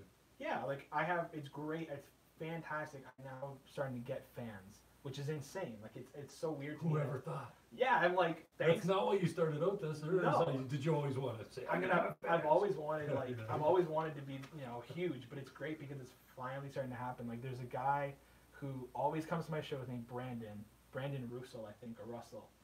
The nicest guy ever. And every time I go to a show I play, he's there, hey man, I love it. And I told him next show I have at home, I'm gonna bring him up on stage and we'll just have a good time together, because I'm like, the people now that care about it is the people that are always going to care about it. So that's why I want, what's your name? Where are you from, man? Thank you so much for coming. I appreciate you coming. I know you had stuff to do tonight. Glad that you spent the money and came to see me do what I want to do. So I took a lot of cues from Logic in that sense. I'm trying to think of other people that I'm big on YouTube, but nothing that's like music related. I just kind of watch a bunch of stuff. What else am I listening? I mean, I'm listening to The Weeknd a little bit. You mind if I just check my iTunes who I'm listening to? I'm gonna make sure we're still Go for it. recording. I know we're live on YouTube still. And this thing's still. Hey, we've been up for an hour already, huh? Yeah, I'm good to go as long as you want to go. So I've been listening to. It's weird. I'm listening to a lot of Italian jazz from 1996. Italian jazz? There's no Italian jazz. There's some Italian jazz. You can say that because you're Italian, but if I try and say that, I get kind of as a. You can't say that, you Irish. I listen to listen to the Beatles a little bit. Logic. Beatles, eh? Yeah, I've been getting into the Beatles a little bit. I feel like I should. Listening to them a lot. Listening to a few bands lately. One called Coin. They're from Nashville. They do like pop indie stuff. I'm also been listening to like local guys. Like yeah, let's talk about that. Well, yeah. Don't let me get done with you before we talk about Dano too. But who are you crushing on locally? Locally, man, I was saying to this a few of my friends recently. It was like, if people realize it or not, there's this new generation of artists that are coming out of this area that are just, give us 2-3 years and we're sweeping this whole place. Like I'm telling you, like artists like Nick B and Deepax. I don't know if you ever got the chance to meet them. Fantastic guys. They just started doing rap in the last, I think, year or two. Amazing, like fantastic guys. We played a few shows. Nick B actually opened up for my first headlining show, so he was amazing. But not even rap. Like there's them. There's Valerie Borghese, like the superstar. She's insane. We got a few things coming together. Crazy, sexy, and just old school. She's like one of those. Who do I refer to? Elise LeGros. She's out of Toronto. Right. It's like this old world sexy. Mel Monaco's got this too. Yeah. She's got this Betty Boop old school sexy. Lana Del Rey. With the new school charm. Yeah. And it's such a nice mix with. I can't point to anyone that's got a guy that's got it, but I'm sure there are. Yeah. You know, I just don't see them that way. It's funny. Valerie is. Valerie Lee. My dad, of all people, is the one that says, "Hey, you know Valerie Borghese?" I'm like, Really? I think I know her mom, maybe. And then it turns out, yeah, Lucy's like I worked with Lucy. Oh, I love nice. Lucy. Yeah. And Val is just such a. I bumped into both of them at the market the other day, and I'm just like, I can talk to you guys all day. They're So amazing, right? sweet and talented too. So Oh, that's I'm glad what I mean, you brought her like- up. Yeah. Yeah, we exclusive, but for this new album, yeah, Valerie's all over it. Like, we're doing 3 songs together on this new album. She does a voice acting job for me on this album. I got her on it, and that's what I mean. This How did you pick that groove, man? man, it's I Did you saw know her. her? No, I saw her at a show. You know what's crazy? So, and one of the other You're people on this list fanboying is, on her? I was like, holy crap, she's insane. Well, the reason I met her is because my best friend and arguably the most talented artist in this whole city is Nico Tripodi, Nico TK. Like, he's insane. Like if you haven't checked him out. She brought up Tripodi's name too, and I'm wondering if Jessica, like, yeah. I know Tony. And Stephen Tripodi is his Yeah. father. Yeah. Oh, Stephen. Stephen Okay. Tripodi, yeah. Yes. Well, Stephen is Tony's son. Son, yeah. And then Nico. So Tony's a realtor. Yeah. I call him a godfather. One of the coolest guys ever. Yeah. Old school Italian guy. We love Taught me a lot. Oh, I love him. And Stephen's a naturopath, right? I'm not sure exactly what he is, but he is in that field. Naturopathic on. Yeah. So Nico, if you haven't ever checked out Nico, there's one thing you need to do tonight is check out Nico because he's the most talented kid in this whole city. But Nico is one of my best friends. We went to high school together. Oh, okay. So he was like, "Yo, I'm playing this show, this like artist showcase, and it was hosted by this girl named Ola." And I'm like, "Okay, I didn't really know Ola at all. I'm not sure if you familiar. She's an amazing songwriter." And I was like, "Okay, I'll go. It's at the warehouse, sure." So it was them. It was Nico. It was Chloe Rabideau. I mean, amazing as well. I think it was Jin, like Nicole Sermonera, if I'm not mistaken. Oh no, I don't think she was there. That was another show. But Valerie came up, and I was like, "Who's this?" And she was killer. And I was like, I remember I walked up to her. I was like, "I'm getting you on my album." I was like, I don't have an album yet at that time. I'm like, "Yeah, I'm getting you on an album." She's like, "Let's do it. I love it. Let's go." She's open to everything, almost everything. Seems like Yeah. a really nice girl. So there's like, okay, so there's Nick, there's Dylan, so Nick being Deepak, there's Nico, there's Valerie, there's Jessica Wilson, amazing. Like, obviously you just talked to her. She's a fantastic singer, super nice girl. Like, I love her. There's who else? There's Sophia DeLuca. She's amazing. She's also on the album. There's Jin, Nicole Sermonera, her band. Like, Bill. Jin as a unit is so amazing. I know Filthy. people sometimes That's the biggest single out three-piece I've Nicole. ever seen. Yeah. Amazing. But Oh yeah, Jin Ivan's themselves great. are, Joe's great. yeah. Nicole's also on the album. I'm trying to think who else. She is She's just killer. such a stud. Yeah, she's insane. And she's got this I don't give a fuck nonchalant attitude. I know she does, but it's just kind of, she Yeah. just like water off and ducks back. It seems all She's the time. crazy. And that's the thing. I think there's this new generation of, there's these bands that, like, My Son the Hurricane's a great example. They're fantastic. I love them. They're amazing.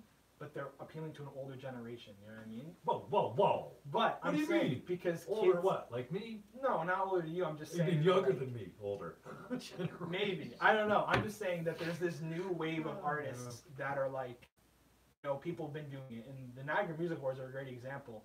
We're now starting to get nominations and win these awards, where the last few years it's been these people like Brad Bow, fantastic dude, he's amazing. Val Monaco, never got the chance to meet her, but her band, she seems like an amazing She's person. got a huge game. Yeah, of course. Huge game. And that's the thing. I like that there's these established artists that are doing their thing. They've been doing it for so long, and then now there's almost like a spot, and we're like, all right, let's take it. So like Valerie's doing this insane Lana Del Rey crazy singing. Jessica's got these 80s pop synth. Nico's like the Virgil Abloh of music. And then I like to think that it's like, hey, I'm now the rap artist. Nick B and Deepak, fantastic guys too, and they're also in that list. But it's like, when you listen to music from Niagara, yeah, there's those people, My Son the Hurricane, all these great artists. They're fantastic that have been doing it for so long, and their audience has grown with them as time's gone on. You know, I don't know, I don't know how long My Son the Hurricane's been together. I know it's over 10 years now, right? Yeah. So that's the thing. The audience that's been with them for so long is so far with them. It's great. Their kids or the younger generation, we're going, hey, what's up? Now we're here. Let's take it 10 times higher and let's hit all these other spots. You know? Yeah, I don't think people understand the talent pool that we have in Niagara. It's just insane. insane. And I'm glad you brought that up and contrasted it to the age and the generations too, because Well, my connect was with you guys was from 610. Yeah. Okay, so I got lucky.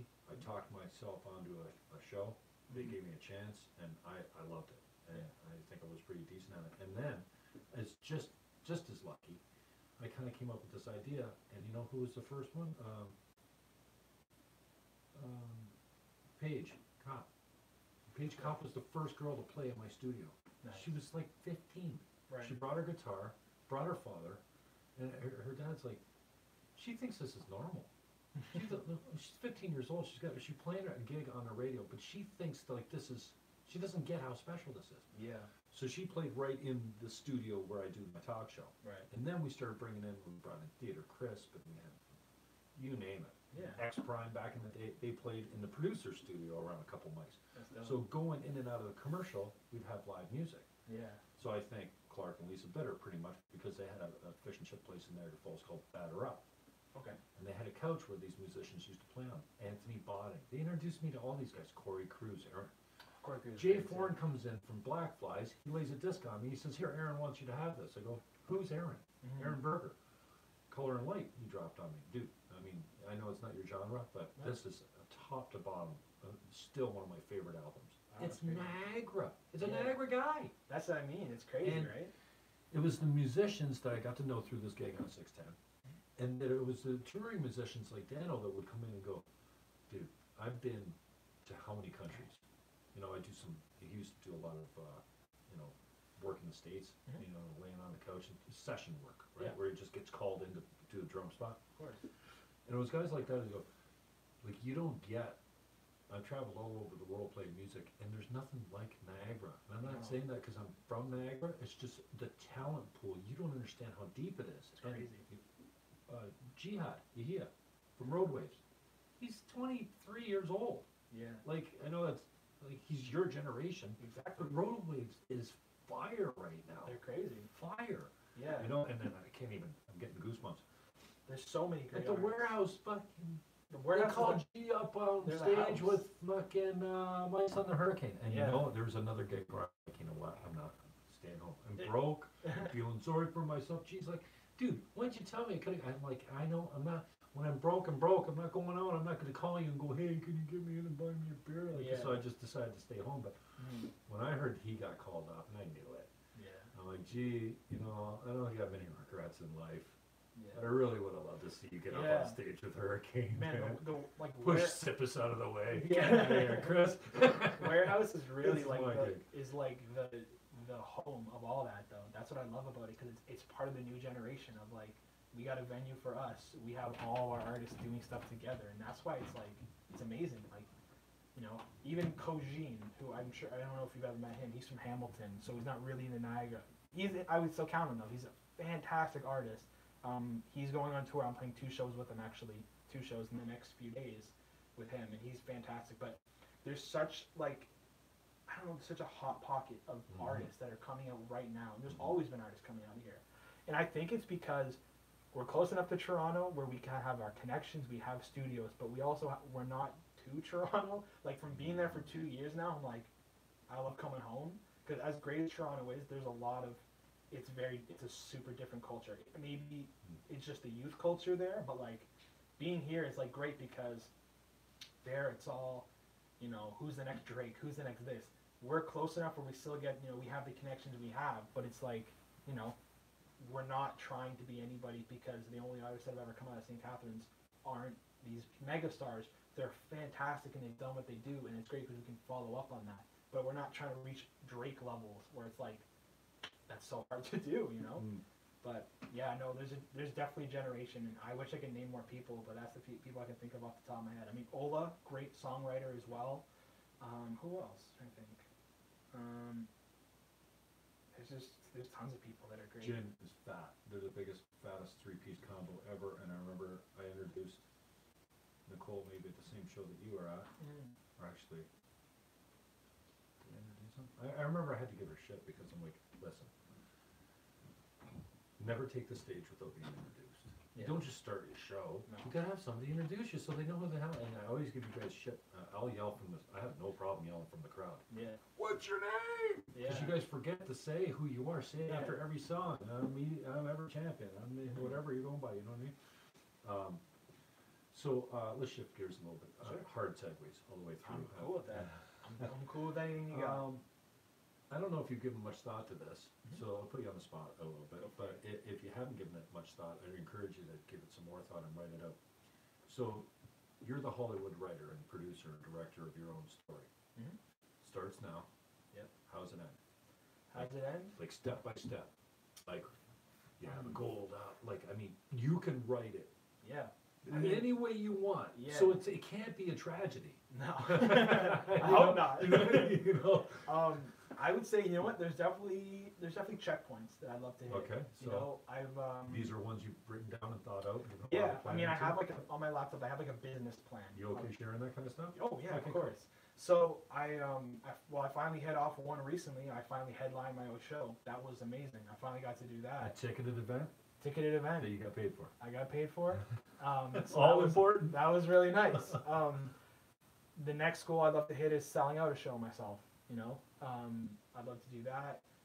You know, reaching out one day, I'd love to sell at the Meridian Center. It's great because I'm sure people aren't like Meridian Center, like whatever. I'm like, no, I'd love to because that's Your that's our home- hometown ACC. baby. I'd love to play the Meridian Center. I'd love to, you know, I love my album. When I drop this album, I've never worked this hard on a project before. So when this album comes out, like that's a checkpoint. Drop my debut album. Everything I've done up to this leads to this You got project. samples on this album too?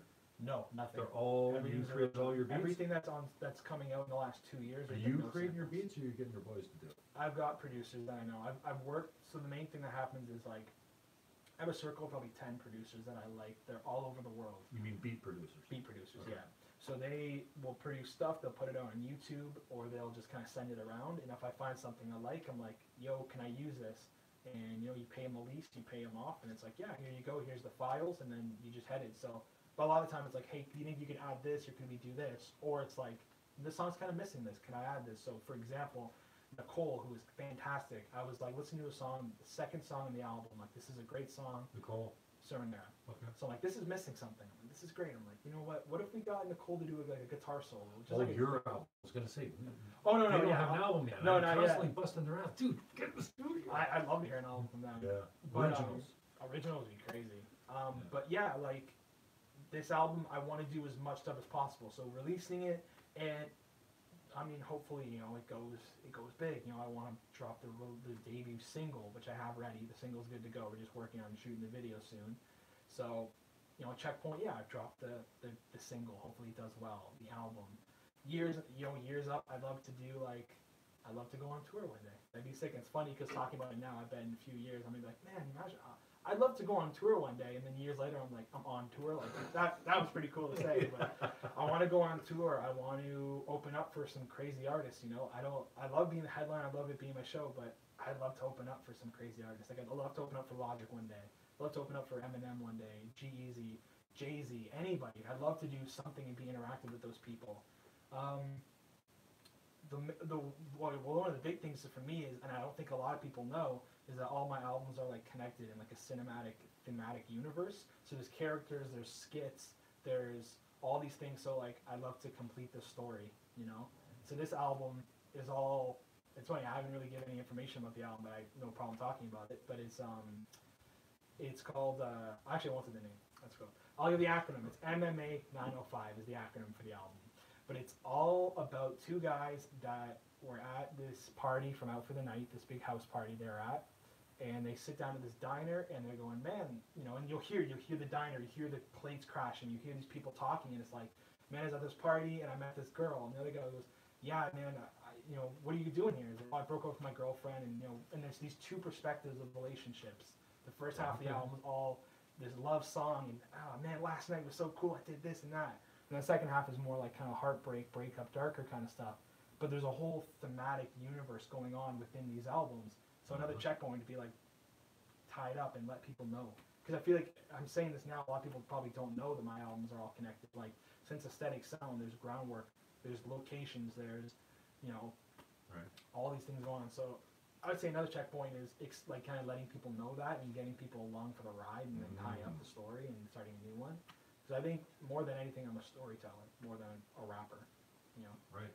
And so, do you keep putting out your goals and your as you call them, checkpoints? Do you involve people in that from the standpoint that you want them to know what it is, so that you can be held accountable to it? And I put it's not like, oh, I'm going to quit this today, but I can't tell anyone because I'm going to fail. And then when I fail, I have no one to, nobody's going to be disappointed except me. Yeah, no, I definitely air it out. Accountability. I air it out because I want people to be invested as me as a person. I want them to be invested with me as a person just as much as they're invested in the music. So I'm saying, I want to sell at the Meridian Center. I want people to know that and be like, hey, when you do it, I'll buy a ticket. Like I love because you tweeted about it 3 years ago. Or, I remember on the very first mixtape I did, I said, I want to sell at the Meridian, a Grammy in my hand. I want to be a recipient. Like, I love it when you rap. I've been saying it. I'm like, I want to do big things, and I want people to know that that's what I want. So, yeah. And this is another example. Like when I play shows, I want people to come out. I want people to support. Obviously, like anybody does. But no, I definitely air out what I'm trying to do. Are we following each other on Twitter now that you mentioned it? If we're not, we gotta do now. Oh. So that's the follow. I'll send it right back. Everett Champion? Everett Champion. I'm following you now. I can't believe I missed you, bro. I'll get it right now. Let's see.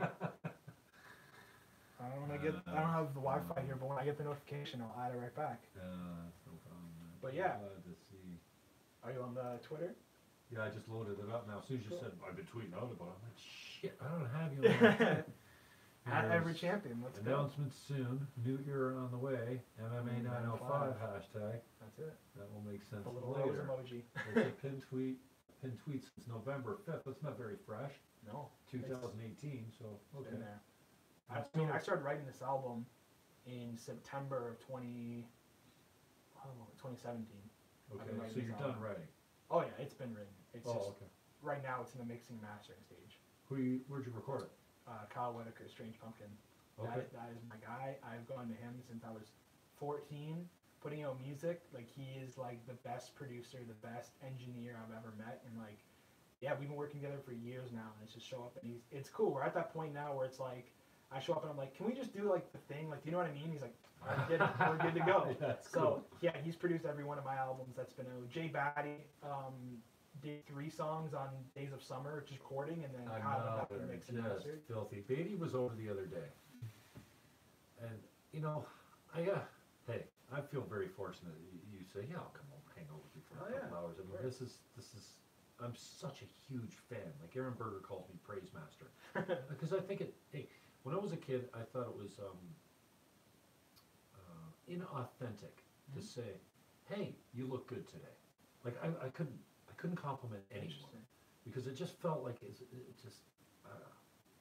And now I'm in a space that I really get how many guys like you and me might have never heard it before, or could use to hear it today. Maybe they heard it their whole life, and it's just maybe they're having a bad day. And so I think it's really important. One, I mean, your genre is not like where I live. I do like your music because I listen to Rock Our Town all the time, and it comes up, and I'm like, oh, I know who this is, and I haven't heard this one before, and it's actually great. Thank you. Some songs I'm like, yeah. I heard a love song the other day. I'm like, what can this kid know about a broken heart? He's 14 when he wrote this thing, or whatever, But Aaron Berger's album Color and Light, and Matthew James Blake was a part. He drove me to a party last night. I said, come on in, my buddy. So no problem.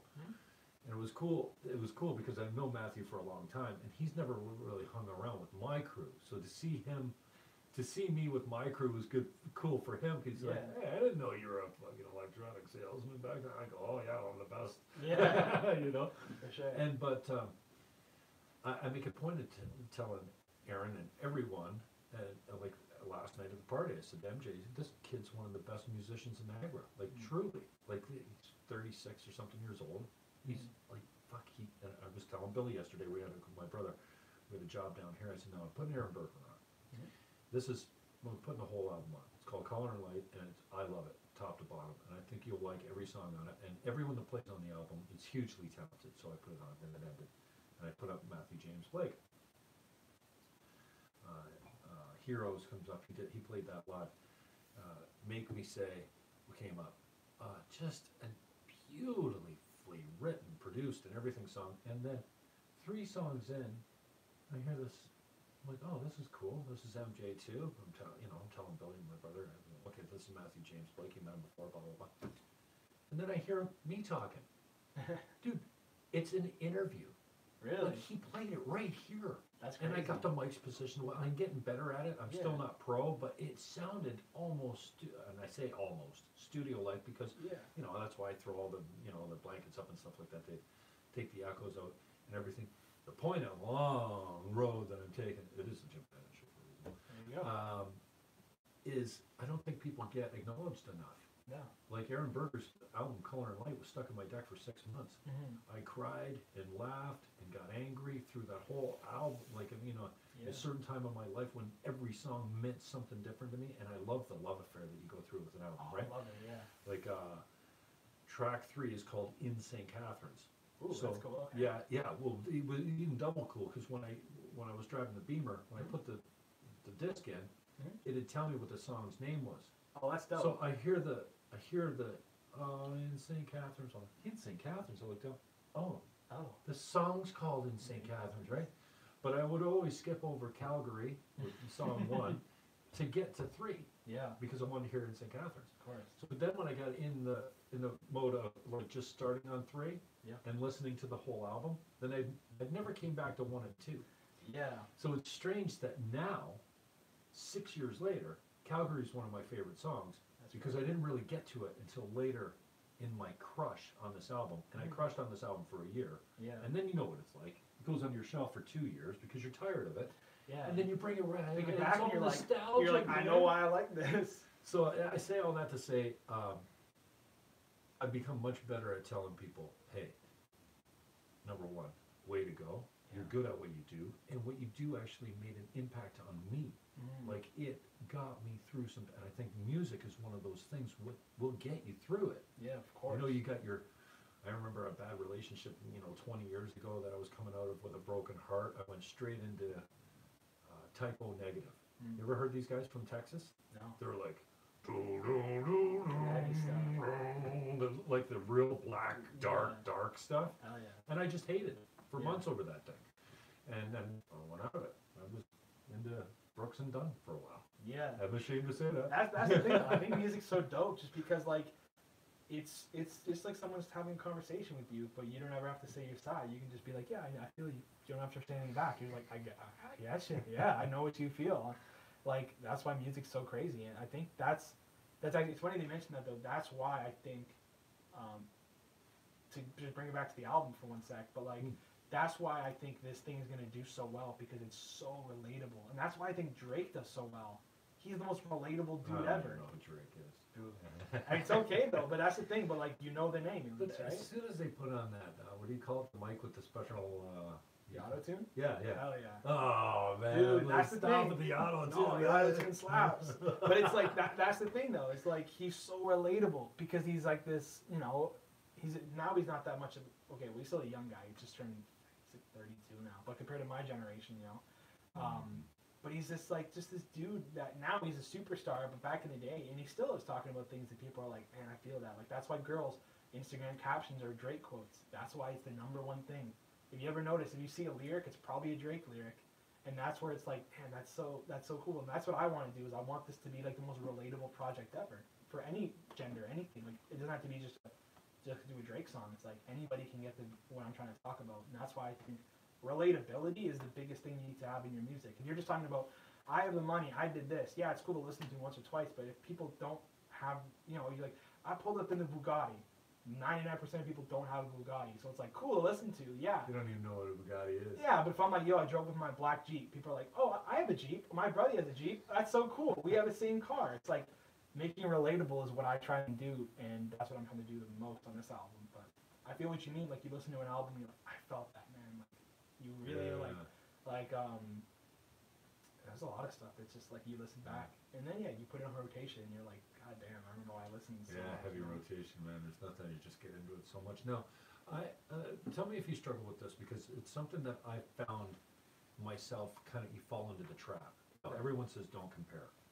Go But like I've got some broadcasters that I really like, like Ben Shapiro. Mhm. I have less in common with Ben Shapiro than anyone, but politically and ideologically, I kind of fall on that conservative side of the spectrum these days. Cool. Facts over feelings, free speech. Don't tell me there's hate speech. Don't tell me I can't criticize the religion of Muslim. We criticize Christianity all the time. It's not a big deal. Anyways, I've been noticing I've fallen into the trap of, oh, I could never do it that good. Okay. So therefore, I'm not going to do it. Right. How do you get past that? Because you've obviously gotten past it. Because, I get the mindset of I'm the best rapper ever. I'm the best interview. I'm the best podcast. Whatever. Because if you're not in that place, I think it's taken me a long time to get to this place of, and I think I'm just slowly getting to it now. Of I don't give a fuck. Yeah. What Scotty Slap 69 says. That doesn't even have he's got a profile picture. yeah, like seriously. Yeah. Now, if someone that knows and loves me for a long time says, "Hey, you're a piece," then okay. But even that, I got to put aside and go, "You don't know me. You don't know what I'm or you do know me, but you don't know what I'm going through." Blah blah blah. So I've been finding lately that, I look at the pros and I go, "Yeah, I suck." No, that's and the then thing. try and work through it. No, that's the thing though. I don't think you can look at it and be like, man, they're so good. Why even try? Because it's like, cool, eventually you'll get to that level. Like that's why I look at it. It's like, one of my favorite artists is John Bellion. If you've ever heard of him, he's a fantastic, amazing artist, and his songs are insane. They're crazy, and I'm like, man, like I'd love to do something like this. But if you think about it, where it's like, but why even try? It's like, then why are you even doing this at all if you're not going to try? You know what I mean? Like, that's why I see all these great artists that I love, and they're massive, and their music hits me so hard. And I'm like, great, one day I'm going to get there. I don't have to be there right now. I have to, if I rush to be the best, then what's the rest of the time going to be if I'm the best whenever? You know what I mean? Like, it's enjoy the ride. What if you're one of those guys that wants to be the best but doesn't want to actually practice or work for it? Like, you rehearse, don't you? I rehearse a lot, but that's the thing. I think doing this kind of stuff, if I rehearse like a monologue, and I try to memorize it, I end up fucking it all up. But that's okay. That's okay. If I'd rather just just wing it. And if I forget something, I forget something. At the same time, though, winging it could just be your thing. Yeah, well, definitely. You can be the best podcast interviewer and just wing it, and you're good at it. Yeah, and you are those conversations off the cuff. And it's great. I don't have anything. I very seldom research people, but then once in a while I'll have somebody come on and I go, ooh, I should have done my homework. But I don't need to be the guy that knows everything. In fact, I want to be the opposite. I want to be the guy that goes, hey, so tell me about this, because I don't know anything about it. Exactly. And it's honestly, really, it's like, you don't have to be the best right now. If you believe that you're the best, great, and keep doing what you're doing. But I'm fully aware that I'm not as good as I'm going to be way better than I am. And so Logic's a great example too. He's one of the best rappers I've ever heard. His lyrics and his everything is crazy. And I'm like, ooh, I'm not as good as him right now, but let me practice to get there, because one day he won't be here and I will be. You know what I mean? Like, it's just practice, because I enjoy practice. Like, I enjoy working on stuff. I enjoy, even if it's not music, I enjoy editing videos. I love doing album covers and stuff. Like, I like practicing what I'm doing because I enjoy doing it. So when I get to that point, I'm like, cool, I really worked my ass off to get here, and it shows, and it'll show to other people. And at the same time, there's people that are looking at you and me now going, man, I wish I could do what they do. I wish, and you go, great, let me be better so that they can get better. You know what I mean? Like, there's people that I know that, especially in high school, people be like, I love what you do. In high school, I was like 16. I just started 3 years in. I love what you do, man. I want to be just like you. I'm not, it's like I had maybe 1 or 2 people, but I'm like, let me get better so that you can get better with me. If you can hit where I'm at now, fantastic. It's not that hard. I've only been doing this for so long. But when I'm 10 years in, hopefully you're 5 years in, and you're doing as where I was when I was 5 years in, So, I mean, that's the thing. And you said it yourself, there's no rush. You know what I mean? You still got half your life left. I've still got tons of my life left. So I don't 80 need, years, I don't, lucky, maybe 100. hopefully, I don't need to be the best in the public eye now. I know that myself that I'm gonna get better, and I feel like I'm the best that I've been, but I don't need to be the best right now. I need to build now. So what do you think? What does the voice say in your head that you've had to overcome that biting bullshit lie? That I have to be the best? No, it's usually a criticism, like you suck or you're not good enough or blah blah blah. What is that thing that you've? Because it's probably still there. It's like your weakness. It's your the kryptonite. Yeah, whatever the devil on your shoulder that just goes, you're a fucking loser. You suck at this or whatever. You know. And sometimes it goes back to trauma and early childhood or something like that. But what have you had to overcome? Like for me. I would say, I don't know, I'd have to give that some more thought of it. It's exactly what it is. For a lot of people, it's you suck. You're not enough or whatever. So. Well, I remember, it's funny you mention that. So I remember when I put out, before I even put out a project, when I was 14, I put out a remix of a Hoodie Allen song called No Interruption. And that was my biggest song to date. It had like a few thousand views. I'm 14 going, oh my God, this is insane. And I remember I had like a moment after that came out when I was working on the next stuff, and I was like, I'm never gonna make a song better than this. I'm like, what if I never make a song that has this many views? And I remember my girlfriend at the time was like, then stop then, if you don't think you're ever gonna hit something. I'm like, I don't wanna stop, and then don't stop. It's like, there's always that, like, I still sometimes have that voice in my head where it's like, man, like that song was so good, like can you do it again? But I'm like, now I'm at the point where I'm like, yeah, I can do it better than that because I'm better than I was then. Yeah. And, you know, I'm not perfect in any regards at all, but I think I've kind of just put that voice behind me now. Like, I don't really think about it stuff. Like, obviously I have criticism on my music, and I'm like, ooh, that song needs some work. But I'm never like, man, what if I don't have a song bigger than Mamacita? Because right now that's my biggest song, and that's what I think people know me by. I'm like, Mamacita's a great song. It is a great song. Actually, it's one of the songs I actually know. So thank you. That's great that you know it. And it's like, if I stood here and was like, yeah, Mamacita was great that I put out 2 years ago. Yeah, that was about it though. I'm never gonna make something better than that. I went and made Juliet, which is the next single. Like that was from my night, which I think is on the same caliber as Mamacita. And I'm like, damn, I did it again. And you know, it's like if you keep telling yourself, well, that was good, that was it. I'm never gonna get better. Then you're never gonna get better, right? But if you're like, you know, that was so cool. Let me one up myself. People are gonna love what's next. Like that's why I kind of think about this, because I think I tweeted it out as well. I was like, Days of Summer had Mamacita, for the Night had Juliet, and it's hard to pick which one of those songs on this new album is going to be that song because I feel like they're all that song.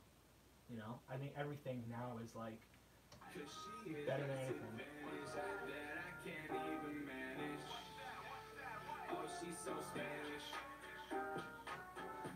It's been a while since I heard this one. Me too. I still play it live, but I'm like, oh, I forgot that. What are you rapping on stage with Hurricane? When I go up on stage to them, off the top of my head. Yeah? Yeah. You freestyle that? Yeah. I mean, I have the first 4 lines always written and then everything else. So like, there's videos on my Instagram that's me doing it. This is also a good song. This is Grace, me and Nicole. Oh yeah, it's Nicole there. Did it not play the whole song? It might, is it on Spotify? Oh, I think it is Spotify. It might just cut out there, yeah. This is Nicole? Yeah, Nicole. Auto-tune? No, I don't think so. No, I think it was just straight, yeah. I have a little like... I can't tell you how much I love Nicole. She's just so fucking talented and she's just uniquely herself. And she doesn't seem to give a fuck, which I just love, especially in a girl, because, I mean, being a girl's gotta be tough, man. There's so much pressure to look perfect and everything. And I remember the first time I introduced them on stage or whatever, she had her hat turned around backwards. I'm like, how the fuck old are you kids? You're not even allowed in this bar. She was like 16 at the time. Yeah.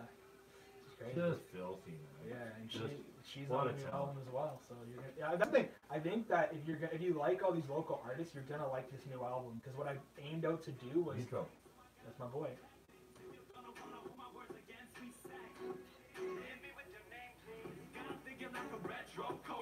That's me, man.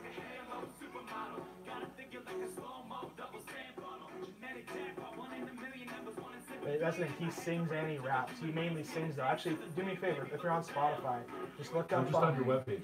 Oh, okay, yeah. On your Spotify channel though, so it's only playing like 20 seconds of it. Oh, okay, yeah. But we did a song called Anesthesia on Out for the Night. That was his insane vocals. He rips a guitar solo and yeah, he's crazy. What's it called? Anesthesia. It's on Out for the Night. It's the Yeah, I black got and it red right version. here. Text from my ex. Yeah. I could have written that one. That's a good song. That's neat right there.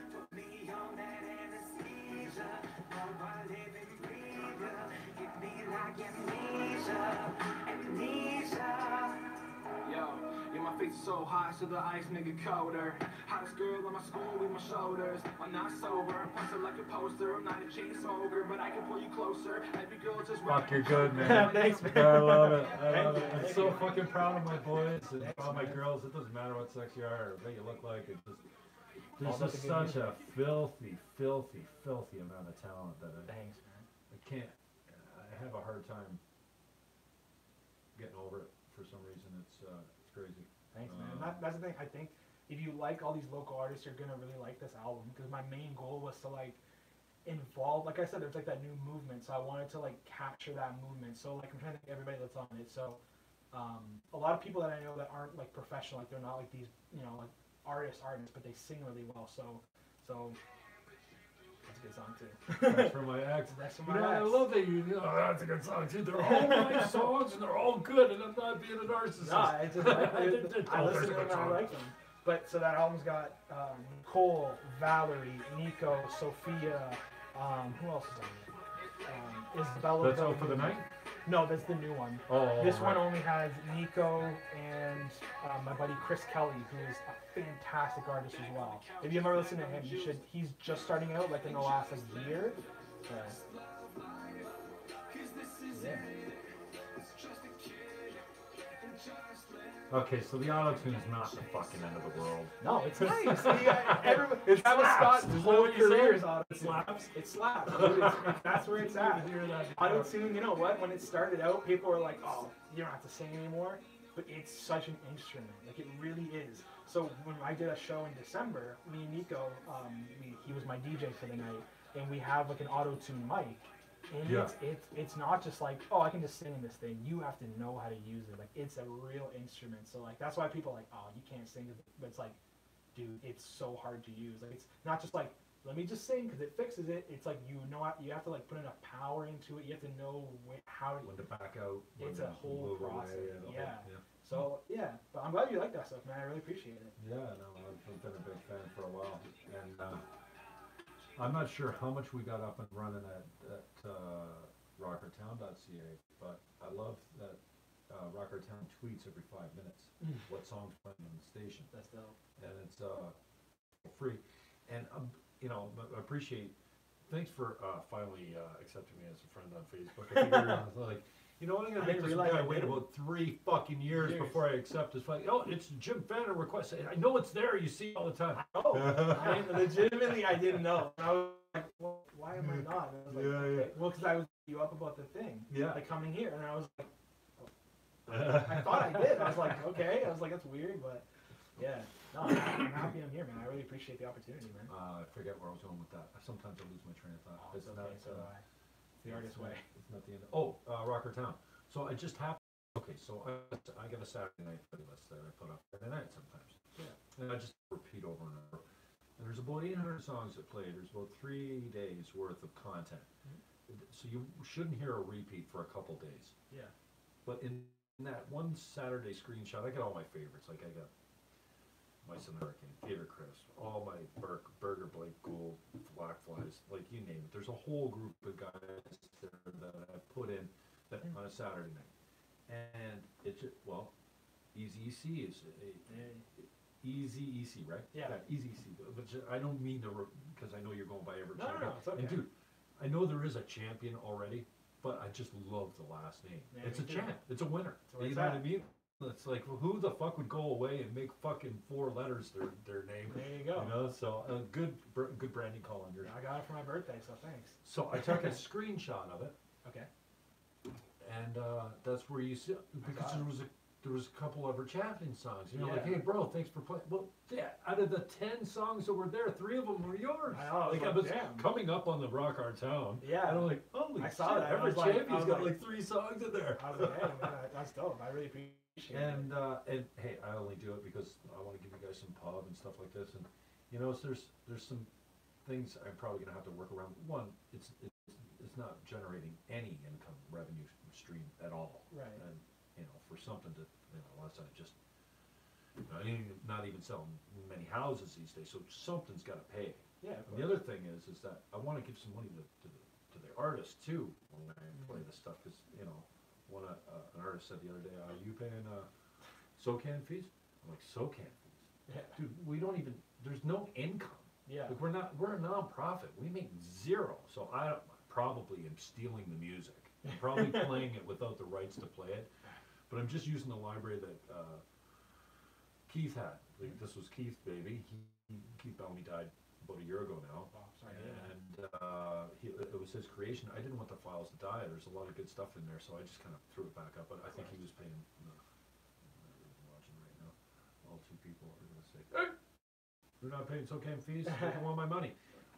So I didn't put it up there to make money off it. I just want to pump it up. But what I'm saying is, if I don't have your full discography or whatever we call it, I know I've got Moment in Time. Yeah.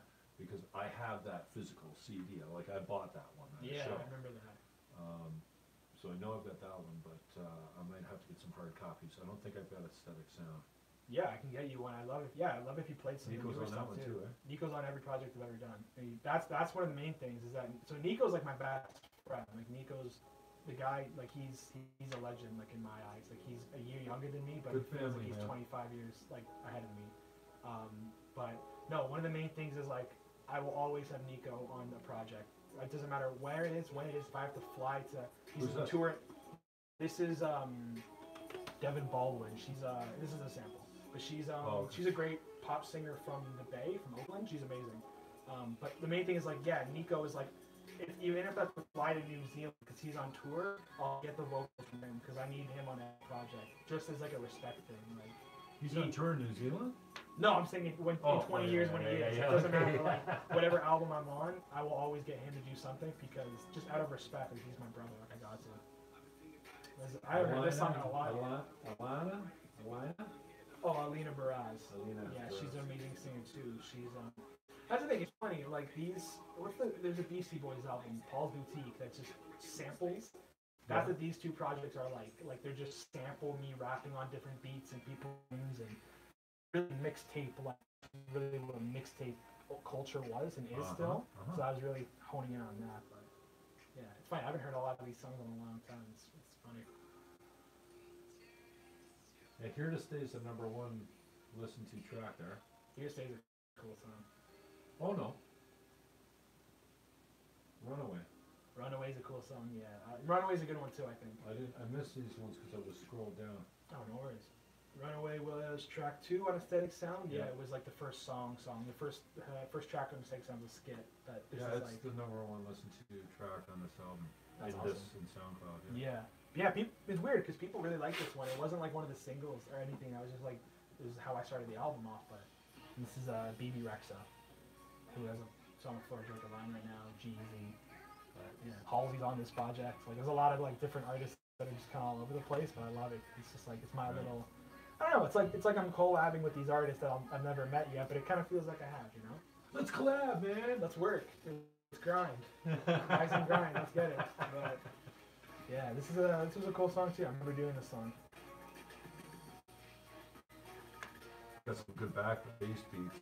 People always like Runaway's got some good beat, some good bass. I'm like, thanks.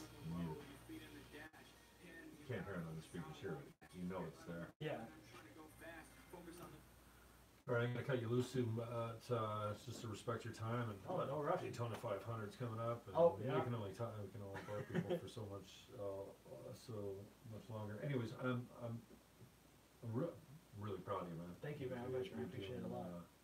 You're doing the hard work, and Dan O'Shea is a good boy to hook up with, man. Ooh, and Dano really, he's helped so many people, myself included, even on the sobriety, you know. Yeah. And G Sharp Yahia, again, a good friend of mine, younger guy, he's like 23 years old, deeply wise, just a wisdom that has a profound effect on me, and we're not the same generation. I can say that, you can't. And so, inspirational, you know, he can talk,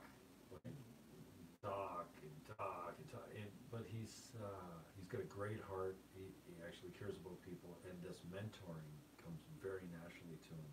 So I'm glad to see you hooked up with him. I'm so proud that he calls you up on stage. Man, me too. Like, if even just to talk for 1 sec, like Dano is like, I know he'll see this. Like Dano is like one of the most, and if not like the most supportive person I've ever met, other than my parents and obviously my family. But like, even from the beginning, like I met Dano because I was taking drum lessons all over the place, just different places since I was 8, I think, until I was like 14. Like maybe I was like 7 or something like that, but.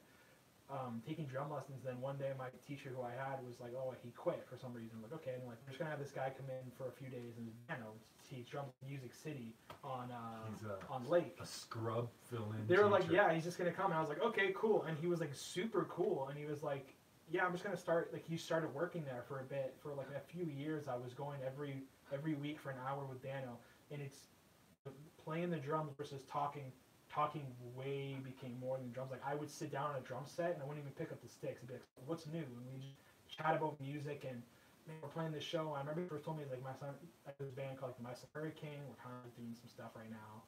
It was like 2014. So I'm like, oh, that's dope. And he's been so supportive. Like anytime I'm ever back home, I just be like, hey man, can I open or can I do something? Yeah, we'll get the bill. Like I still have posters from those old, but like Dano's L3 or whatever. Yeah, L3. Where else? Mansion House. Mate Cafe. Played there with them a few times. Fitting all of them on that was crazy.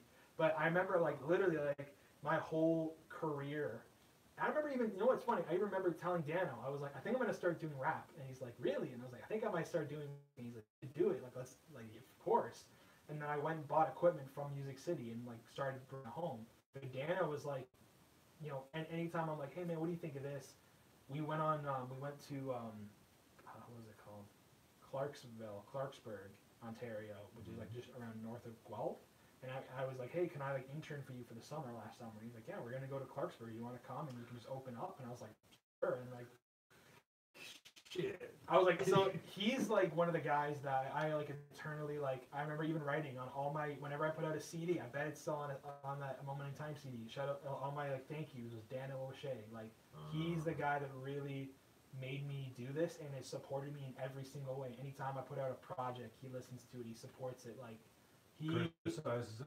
Yeah, of course. And like he tells you like what you could do better, what you did well. Exactly. Like he really is like the god to me, which is crazy because he's just like. He's just a genius to me. Like I love everything he does, and you know I had that headlining show, and he came out, and he was like, "Yeah, like I'll just hang out and see what's going on." And he messaged me after Warehouse, and he hit me up. He's like, "I love the show. Like, it was great," and I was like, it's so nice." And like he introduced me to so many people, like those little venues. Like we met at those venues, for example. Like I met so many people just from him being like, "Do you want to come open for half an hour and do some songs?" I'm like, "I would love to," or going up like I came up on stage with them when they played In the Soil 2 years ago. I was there. I filmed it. I sent you the link on Facebook. Oh, you did? Yes, you're right. I didn't make it public yet because I didn't know. I'm really funny about that stuff.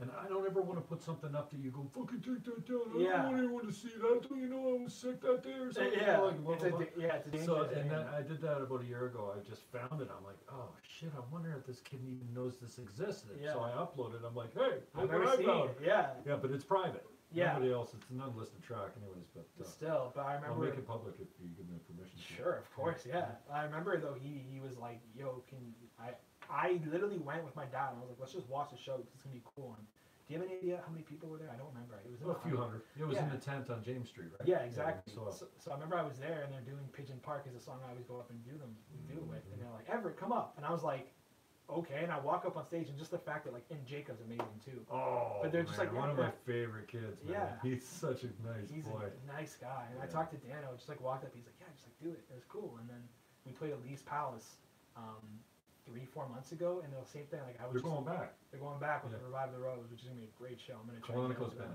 Yeah. Great band. They're blowing. You know, they're part of that generation too. They're also killing it. I knew Andy when he was this big. Oh really? Yeah. I was engaged to his aunt. Really? Yeah. That's crazy. Yeah. That's so crazy I know the whole family, all the Mantini girls, and and their husbands, and another really cool Yeah. family, the Spagnolls, and Them and we'll wrap it up whenever you want. You just tell me when we're done. Even in that new generation, I forgot like Revive the Rose and like Avenue In are two other people that I'm like, ooh, they're amazing. I'd love to put them in that group too. But no, Dano, that's like even Jake Rose. Have you met? I don't know. I've never really met them, but I've been to a few of their shows. I'm pretty sure it's and Jake Rose. they're amazing.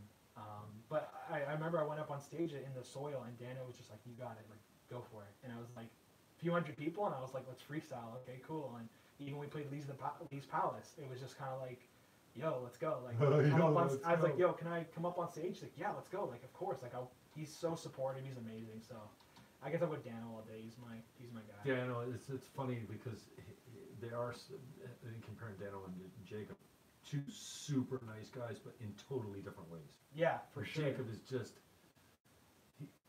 I love the way he's just so laid back. I love it. Like he's like, you know what? And Dano's a lot more serious. Like I call him the business end of the hurricane. Right? Yeah. Oh, for sure. But that's why he does best, right? He's crazy. I love it. You know, I love the whole band in Watching the Hurricane. You know, they're always swapping out people. Excuse me. They're always swapping out people and doing things. But like everybody I met from that band is so great and they're so talented. Like I'd love to do. I'm really starting to diversify my music, so I'd love to do a song with them, but not their kind of style. Like I'd love to like put some horns and like a guitar solo and like Jacob's crazy ad libs into a rap song, like my kind of rap song. I think that'd be amazing. Yeah, well, maybe you should have them guest host on your album. I want to. Have you done anything on their albums before? No, I'd always love to though. Because they've always got guests on Ashley Standish is doing one. She does a little piano. Actually, she's got a whole song, I think.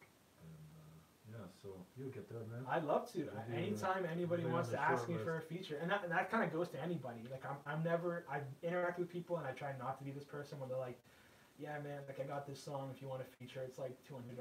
Like come do a verse." Or like I've asked people, and they gave me that response, and I'm like, "No, like I don't want to do that." But like, I'm open, like literally.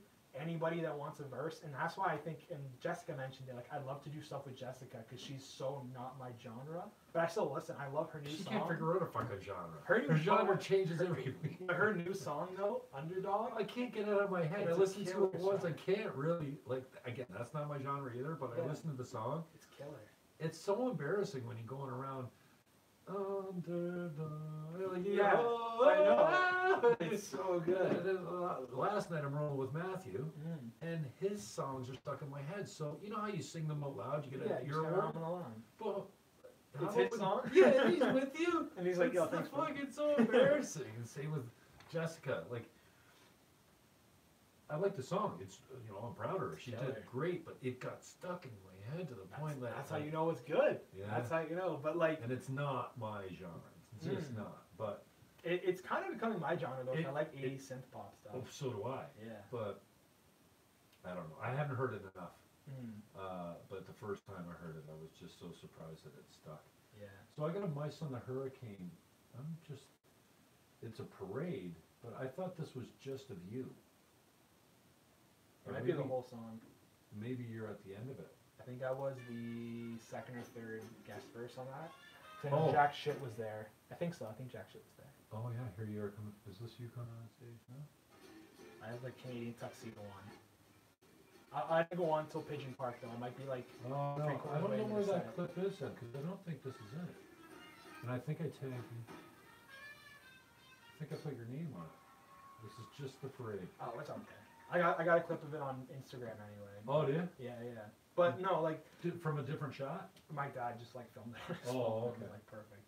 But like, yeah, I'm honestly like Jessica saying that like I'd love to work with Everett. I'm like I would love to write for anybody. I'd love to work on anything, like any genre, like open call to literally anybody. Like I'd love to do any music with anybody, even just jam or anything. Like I'm a lot of time in my room writing and doing my own thing. So I'd love to like Jessica mentioned, we were talking about doing a song a little while ago. Like, I'd love to do that. I know Gravely James, killer dude too, he wanted to do a song together. Me, Nick B, and D-Pax, and Kojin all have a song coming together. Like, a lot of, like, I'd love to do as much work with people as possible and write and rap and whatever you need. Like, I think, what I'm trying to be is like when anybody wants a rap feature, I'm the first thing you go to. Good. You know what I mean? Boy, yeah. Like everybody kind of has their category, and it's like I'd love to be the person you can come to that's, you know, hey, I'd love to do a rap verse, but I don't want like a trap. I want just do what I'm doing. I can do it. Like I love to just flex what other people are wanting. Yeah. And like Jessica, I'd love to do a song with Jessica. That'd be crazy.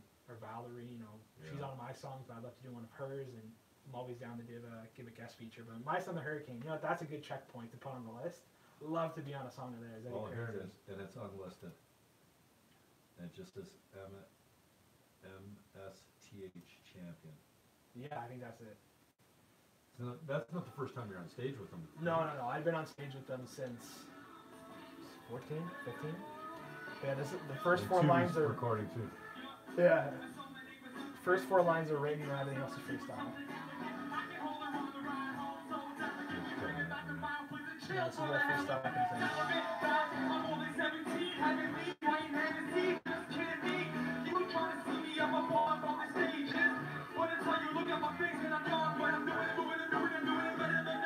This is from my phone. Yeah.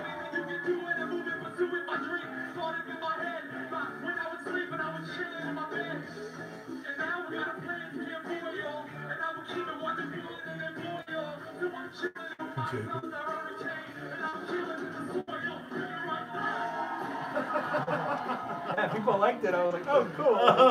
Sweet. The jack shit comes up and cleans up. Yeah. That's awesome.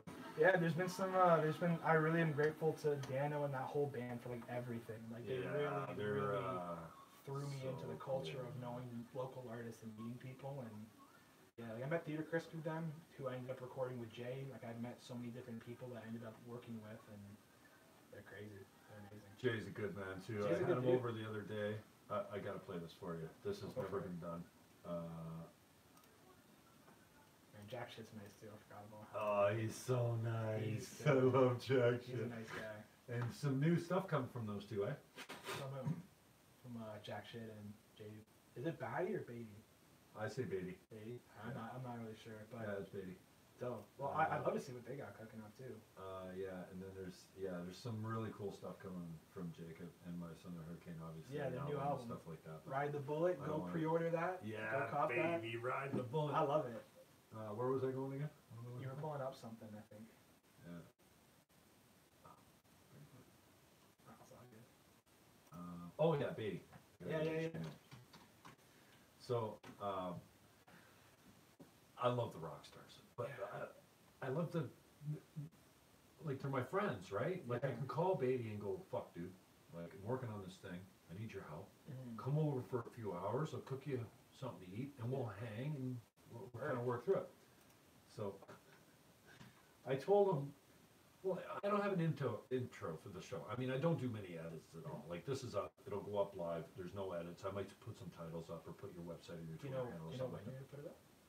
Well, it'll be up as soon as I'm done. Yeah, it'll go up today. Oh, sweet, awesome. But I'm live streaming on YouTube, so I think as soon as I hit kill, it'll be there. Cool. So Beatty, Yeah. I go, and they're so, like, the whole, even the new guys, I love them all, but Kyle Pesci's a good guy Great as well. guy, yeah. And so I don't have an intro for the show, and that's fine. And so you know what? I want to. Can you build me something dark, spooky? And I give him in a text message. I'm like, here's what I'm looking for. Deep synth bass, like sub In there, yeah. rising, evil, monstrous, like even and I use My Son the Hurricane. I think Smile kind of builds the beginning with the trumpets. Yeah. It's like I remember the monster movies when I was a kid. Yeah. It's like the gargantuan coming out of the ocean. Yeah, Godzilla's approaching the city. It's Exactly. like, oh, God. So, and my niece is here, and we're just. I don't even think we were drinking that day. We just got really high. Yeah. It was real, and he likes to smoke. And, I haven't been smoking all that much lately, but. this is, just like, come over, we'll get baked, and we'll have some laughs, and what do you think? Yeah. So he brings his little, MIDI keyboard. the dope. drum machine with Hell the yeah. loops on it or whatever. And as he's like adding the snare, and he's adding the bass drum, and then he's got this buzzing. He says, listen to this, like a bee buzzing around. I don't know, I just like it. I like it. Eh? I want to hear it. And as he's playing it, dude, that's exactly what I asked for. I'm not sure where I can use it. Ooh.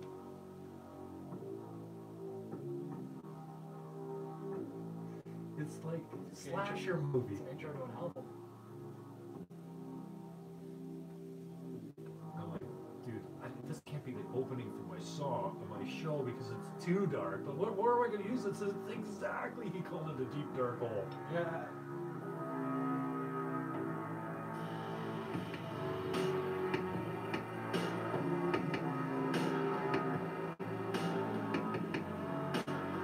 It's crazy. That's really cool. I like it. That's actually really cool. It's so wicked. And this is like, I'm making food with my niece. She's hungry, so I'm making her fried chicken, right? And he's cooking this thing up. Yeah, Oh, it's like, I like it. I go down the stairs, dude. So sick. And I know it's exactly, dude, Jay. It's exactly what I asked for. Yeah. And then this is what he's worth. He just said, "What do you think about this for like maybe an opening riff?" Yeah, I was gonna say this sounds like like Jim Finn. Yeah, or at the end or whatever. Anyways, a lot of things. That'd be a great intro or out show for sure. Yeah. Really. He said, "Oh no, I gotta clean it up and blah blah blah." But like when he built that deep dark hole, freshly squeezed studio. We love you, Beatty. You're a good man. You're a good man. Anyways, thank you very much, man. I love you. You're a good man. I'm glad you came in, and thank you for having me. I wish you all the success, and if I can ever help you out, or step up, or MC or help you out anywhere, sure. I'm yours. I'm game for all that kind of stuff. I'm always flattered when it happens. I've never, I don't know how you create a career as an MC, but I love it. And you know what? Be the first. And I don't take myself very seriously, because I'm glad to hear that at that gig that I introduced you, that I went through all the bands, because that's important. Because sometimes you don't see the MC for the rest of the night. He introduces the band, and that's it. Yeah. But that would be a pretty cool way to make a living. But nobody wants to listen to the MC make jokes for 15 minutes. You want to get in and out. Who's this kid? What's important? What's important to be said right now? And go. And get. I always, I'm always like, oh, prepare. I'm gonna really hold the audience attention. No, the audience wants you to get the fuck off the stage. Yeah. So be funny while you're up there. Be functional as far as give my boy some love. It's really gonna go a long way. It's his first performance. I don't know what I said, but I'm glad to hear that I had the brains to make it decent enough. So because I'm always hard on myself, I'm gonna you know what, when Dana was here, we had this deep, long discussion about all kinds of things, and it's really cool because I love the business mind of it. I love the business end of the hurricane, right? Yeah. Oh. And then I get done, and I said, and G was here that day. He was running the mic levels. He was kind of like engineering, and I usually don't have someone to help me with that. And I'm like, as soon as I'm done, I'm like, well, that was really good. Yeah. And then the chirping, the voice in my head is like, well, why the fuck did you do that anyway? Nah. Like, it's not going to pay you $1. It's not going to sell any houses. There's no one that's going to fucking look at this and say, "Oh, wow, you changed my life." But do you like doing it? I do. I do. Go. Like, I love my peeps, and I love Dano, and I just love my peeps, and I think that one day someone will look back on it and go, "Oh yeah, yeah." You remember that interview you had with F? Yeah. Well, he said this one thing, and it changed my life. Exactly. And even better if it's not me. If I'm the conduit, awesome. Yeah. But I'm not sitting here thinking, "Oh, I'm going to say something really profound that's going to change someone's life today." Yeah. But if I provide the opportunity for you to say something real, like, "Oh, I'm struggling with this," and we didn't get into that too much, but I'm always interested in, especially, rock stars, will chat, but you know, hey, you're rock star. Thank you, And man. I always like them when they go, you know what, I really have a hard time with this. And that's kind of why I asked you, what's that shitty, that Yeah. voice in your head say? Because lots of times that's when people connect. When you, especially as a man, get vulnerable, and you Yeah. go, hey, you know what, I'm fucked. Yeah. And people don't know this about me, but I'm this, and this, and I'm this, and I'm this, and I'm like, Oh my god. and yeah, and people are going, I'm that too. Yeah. And it's okay now. Yeah, for Because sure. wow, like you know, it's okay Yeah. to say it. I mean, that's the thing. Like, there's the whole stigma with like men not being able to talk about their feelings, which is so dumb. I'm like, dude, Yeah. like I struggle just as much as anybody. Yeah. It's just like we all have problems. We all have to talk about things, and like, yeah, no, I feel that. I appreciate you saying that for sure. But no, you know what? I'd love to come back another time for sure. Like, I'd love to come When's back. this album gonna drop? Because we didn't talk about the ones that's coming out. Oh, so it's in the mixing process right now. Almost everything is recorded. Everything is recorded. There's just minor changes that I've been writing down that I want to do and kind of edit some things and add some things. But I know Kyle Whitaker is moving. He's shutting down Strange Pumpkin Studios and just making it a mixing business, which I think is a great idea as well. So he's building a home studio now. So I don't think he's doing anything this second. But once he's back up, he's going to start mixing, and we're going to start like Skype calling, figuring out how we want the mix. I'm looking at like beginning of summer, hopefully midsummer. Like, I don't want it to be. I felt like a lot of my projects, I put them out, and then it's kind of like cool for 2 weeks, and then what's next? Like, this one I want it to be a drawn out process. Like, You're not gonna drop the whole album at once? no, like I already have the first few singles ready. We're doing the video for the first single, which is going to be, I would say, probably one of my best songs ever. Is coming out soon. It's got actually a lot of Nico's on it as well. Actually, there's a lot of like it's like a big group kind of song. It's me, Nico, my buddy Chris, who's on Juliet. It's and then my brother named Kyle Danji, KWD, he's from Markham. We go to school together in Toronto, but it's a song that we're doing together. So once the video's shot, that's gonna come out. So I'm not rushing to put the album out too much, but it's probably gonna come out like it'll come out beginning of summer, probably midsummer, like. Cool. I don't know exactly when, but And so are you gonna do it like Hurricane did? You drop 3 songs for a pre-release and then the rest of the album later? Or you I don't just like think a so. song a month, or are you gonna drop it? I don't think it's going to be as structured as that. Like, I want it to really be drawn out and take people, like, give people time to ingest the music and really like it. Like, I have a feeling that the very first single is called Disco. I think a lot of people are going to really enjoy it and then want to live with it and hopefully, you know, play it at parties and get used to it. That's why summer is a great time to be putting other stuff out. But no, I think what I'll do is like put out. I don't want to put out any songs I don't have a video. That's my main thing. Is I don't do a lot of music videos just because they cost money, and I'm constantly trying. What I'm spending my music money on is going back to the studio and doing more songs. So I want to take a step back from that. I start doing more videos. So space them out. I don't have like an exact timing. It's kind of like when they're done, we'll figure out a release date. But I want to put out at least 3 to 4 singles, like maybe every month. I don't want to be like the last Sunday of every month. Get ready for the video. Like I kind of want it to be like you don't know, like just drop it. Be like Friday, it's coming out. Like that's it. Like cool. be like get ready for it. Yeah, that's what Roadways is doing. They're dropping one soon. They're like out of nowhere. I like that. That's what I like. When you're like, oh shit, okay. Like you have my audience hasn't heard from me musically since May of last year because that's when I put out. So it'll be almost 12 months. Yeah, it'll be like, hey, I'm back. Yep. Drop singles. I want to line up a lot more shows and constantly see my name, obviously Instagram and Facebook, like posts and sponsored posts and constantly get the name out there, play shows as much as I can, and then drop the album. And I'd love to sort of book some sort of tour. Like I don't think I have a name big enough yet where I could sell out any place, but I'd love to like get some acts together and maybe play like Waterloo, Toronto, London, all these little like university cities because I have friends at all these universities. And then, go on a little tour once this album is out, which is another checkpoint of mine. But no, I really feel like this album is, and everybody says this, but this album's like the one that's going to do it. Like I faithfully know that. Like it's not going to be, put it out, hey guys, check my project out. My friends are like, yeah, okay, we hear you all the time. This is like, I want it to be undeniable. Like you have to listen to this thing because it's the thing everybody's going to be listening to. It's like the next iPod. It's going to be the thing that you go, man, have you heard it yet? You haven't heard it? Dude, let's sit together for an hour. Let's listen to this thing because you need to hear this shit. That's what I want it to be. And it's 16 songs. It's probably going to be like an hour and 15, hour 20 minutes. Like it's a long project. So yeah, I'm ready. I'm ready for it. Like I'm ready to put it out when it's done and people to sit there and consume it because there's levels to it. There's a story. There's themes. There's You know, even if you listen back to the other projects, you're like, damn, that character was in that, and they said this would happen. Oh my god, holy shit!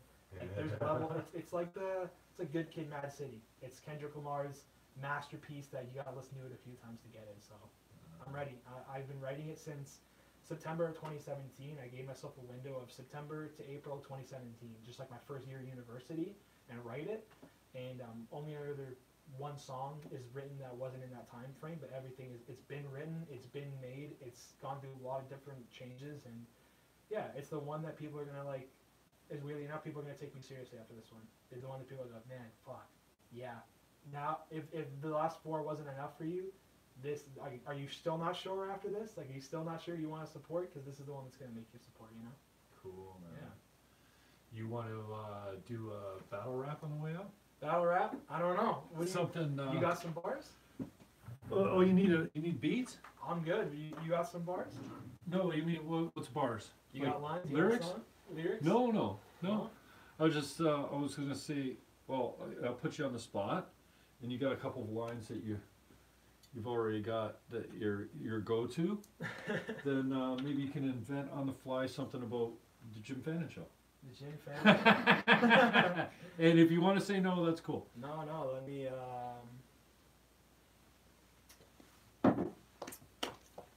How do I look? You look good. It's time to take this monkey suit off. Everett James. Everett Champion. Everett Champion. But yo, I think we're still recording. Yeah, but hey, if you like my music and you like what we talk about today, check out all my social media at Everett Champion, on Twitter at Everett Champion Music, on Instagram. I'm launching a brand new website with everything on there very soon. But if you liked everything you heard, definitely check it out and come back to the Jim Fannon show, and you'll hear some great interviews, some great topics, and you'll learn more about your favorite artists and local people. So, Jim, thank you for having me, and we'll see you guys next time. Yeah, baby. Check it out. Oh, by the way, real quick, I do have a few Battle shows. rap. Battle rap. I got a few shows coming up real quick though. Okay, yeah, promo. I wrote them down. February 22nd at 12 Mile Lounge. You should definitely come to that. March 8th, I am in Toronto with Kojin and KDD and a few other guys. And then March 16th, I'm back at the Warehouse with Kojin, and it's going to be a great show. You guys should all come to it. So, yeah, that's my little spiel. But Can you freestyle something on the way out, or you want? I'm trying to think. Well, you gotta. I thought you were good on the All right, spur of the moment. We're on the live show, chilling with Jim Fannon, shooting so many shots you'd think it was a cannon. I'm manic. I panic on tracks. Y'all really can't stand it. Understand it. I'm the next one alive. Go and grab the album, MMA 905. 905, bitches. All right, cool. Thanks. This one's good to go here. Cut that one off. 222. Holy cow, man. You can talk, eh? Thank you. Bye. Oh, I switched the camera around. That's me. Hi. Shit. How do I stop it? Where's the end button?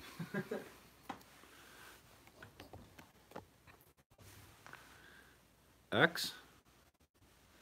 Probably. Because then I want to save it.